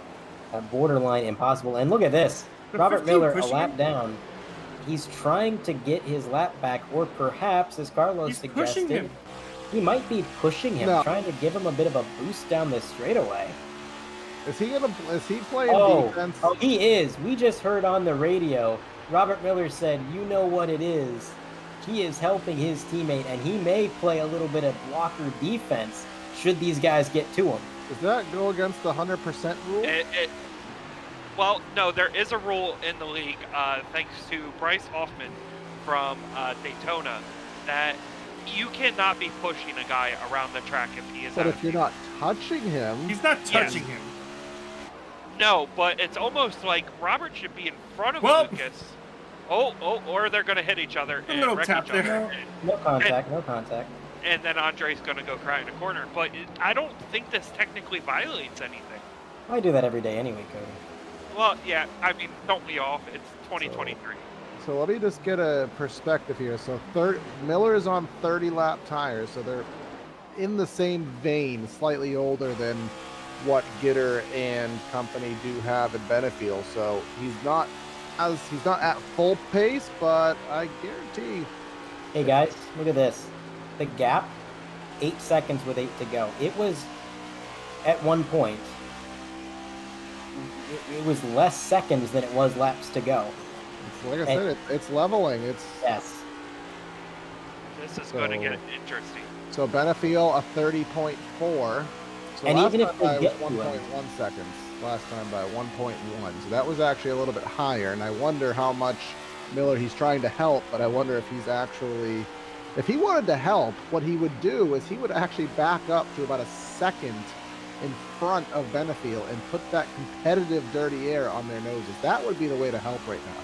I think this may actually be distracting for Hoytsma. I think if they get close enough to them, he absolutely will do that. But I also think that it's a matter of if he stays with Lucas, then when Benefield gets there, he doesn't just have to pass one car. He has to pass two, and it's difficult enough to pass one. We've seen that so far tonight. I mean, passing for the lead has been nigh on impossible. We've seen it just a handful of times. So if he's up here and he can play a little bit of defense, throw the blocks to Benefield, that could be huge for Lucas Hoytsma. It is 6 to go with a 6.6 second gap. Kenny Powell in the pits. He was one of the last few who I believe was on this extended fuel strategy. This is going to get very interesting. It sounds like some drivers are able to make it. Some drivers are not able to. And it's going to get interesting, too, because don't forget about what happened about 50 laps ago between Robert Miller and Adam Benefield. 30 last time by, 6/10 was the differentiation. 6/10 is not going to cut it when the gap is about 6 seconds. No, it's 6 seconds gap, 5 to go. They're coming to 4 to go here after this set of turns. So it is really stabilizing. And again, even if it gets there on the white flag, it's not just passing one car. So this is, you asked about team orders. It's not really team orders. I don't think anybody's calling the shots and saying, hey, this is what you have to do. This was Robert, knowing he's got a really good car. But when his race went out the window, he didn't throw his hands up. He didn't say, no. I'm pulling it behind the wall. I'm done. He said, my teammate can win this race. He's got the same car I had. So you know what? I'm going to get back on track, and I'm going to do what I can to help him, because if I can't win the race for myself, I'm going to try to win it for the team. Yeah, this is drivers sound kind of upset on the radio about this. To that I say cry more. I mean, yeah, I mean this is impressive. I don't see anything wrong with it. They're not touching. They're just working together. Jason S. Taylor is in the pits. He was another driver trying to make it. Well, and honestly, and I don't want to get into conspiracy theory land, but who's to say that, maybe he really can't get around them. Maybe those tires just won't have it. 2 to go. The 0-7 is trying. This wouldn't be as a deal if they don't get to him, and here he goes. He's proving that he's not going to help. But if they don't get to him, what could you even say? Like, he ran behind him, didn't do anything. He just ran behind him. They didn't block anyone, didn't evade anyone. So there's really nothing to be had. But here we come. White flag, 3.5 seconds or so. So Robert Miller is going to get back on the lead lap. He's back there in 20th position. Lucas Hoytsma has 3.5 seconds over Dyson, 4 seconds over Benefiel. Nobody's going to get to him unless he makes some sort of mistake. So whereas we thought Robert Miller was going to be the LMM torchbearer for the race, leading over 200 laps in a twist of events, it is going to be Lucas Hoytsma in the 07 at Nashville Superspeedway that's going to win the Music City 400 with an amazing strategy call. 80 laps on a tank of fuel. I think he's out right now. And we're wrecking. Super slow. Oh my God, hood a flying. Oh. So last second follies there. He still finishes 5th, so credit there, but biggest mover of the race, by the way. Matt Long from 36th to 5th. Oh yeah, we'll have to get that on replay. He just annihilated the front straightaway wall, but that is a moot point. Oh my gosh, someone just got annihilated there. But either way, great bit of driving there, great bit of strategy. Makes me feel good because I actually said it was a possibility. I was not wrong that the staying out strategy was on the table. And what do you know, ends up winning the race. And again, kudos to Dyson on a solid opportunity, taking advantage of it for second. Yeah, that was very impressive. I mean, 80 laps and the teamwork to understand what was needed there. And really, Robert didn't have to do anything because they never got to him. You know, like Corey said, he wasn't really helping him on pace or on speed. It was more or less just gonna maybe play a blocker role if he needed to, and well, they never got to him, so he didn't even have to do that. And that right there, that little bit of a burnout, that was the last bit of fuel he had.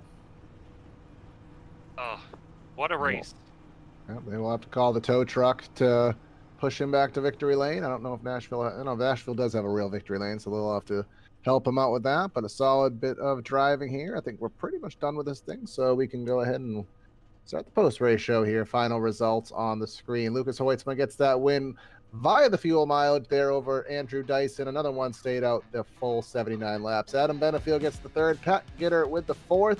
Matt Long with the 5th, Derek Heitman 6th, Alex Murray in 7th, Cam Stone, Brandon Pierce, and then John Delaney round out our top 10. Go ahead, Cody. All right. 11th is Matt DiCiani, 12th Dustin Hall, 13th Robert Anderson, 14th Jamie Knob, 15th Mark Pageant, 16th Jim Schofield, 17th Matt White, 18th Robert Miller comes home 18th after his incident, Raymond Root 19th, and Randy Drumheller 20th. Big shout out to Brandon Pierce with that strategy getting up inside the top 10. He had a rough night and really salvaged a good point stack.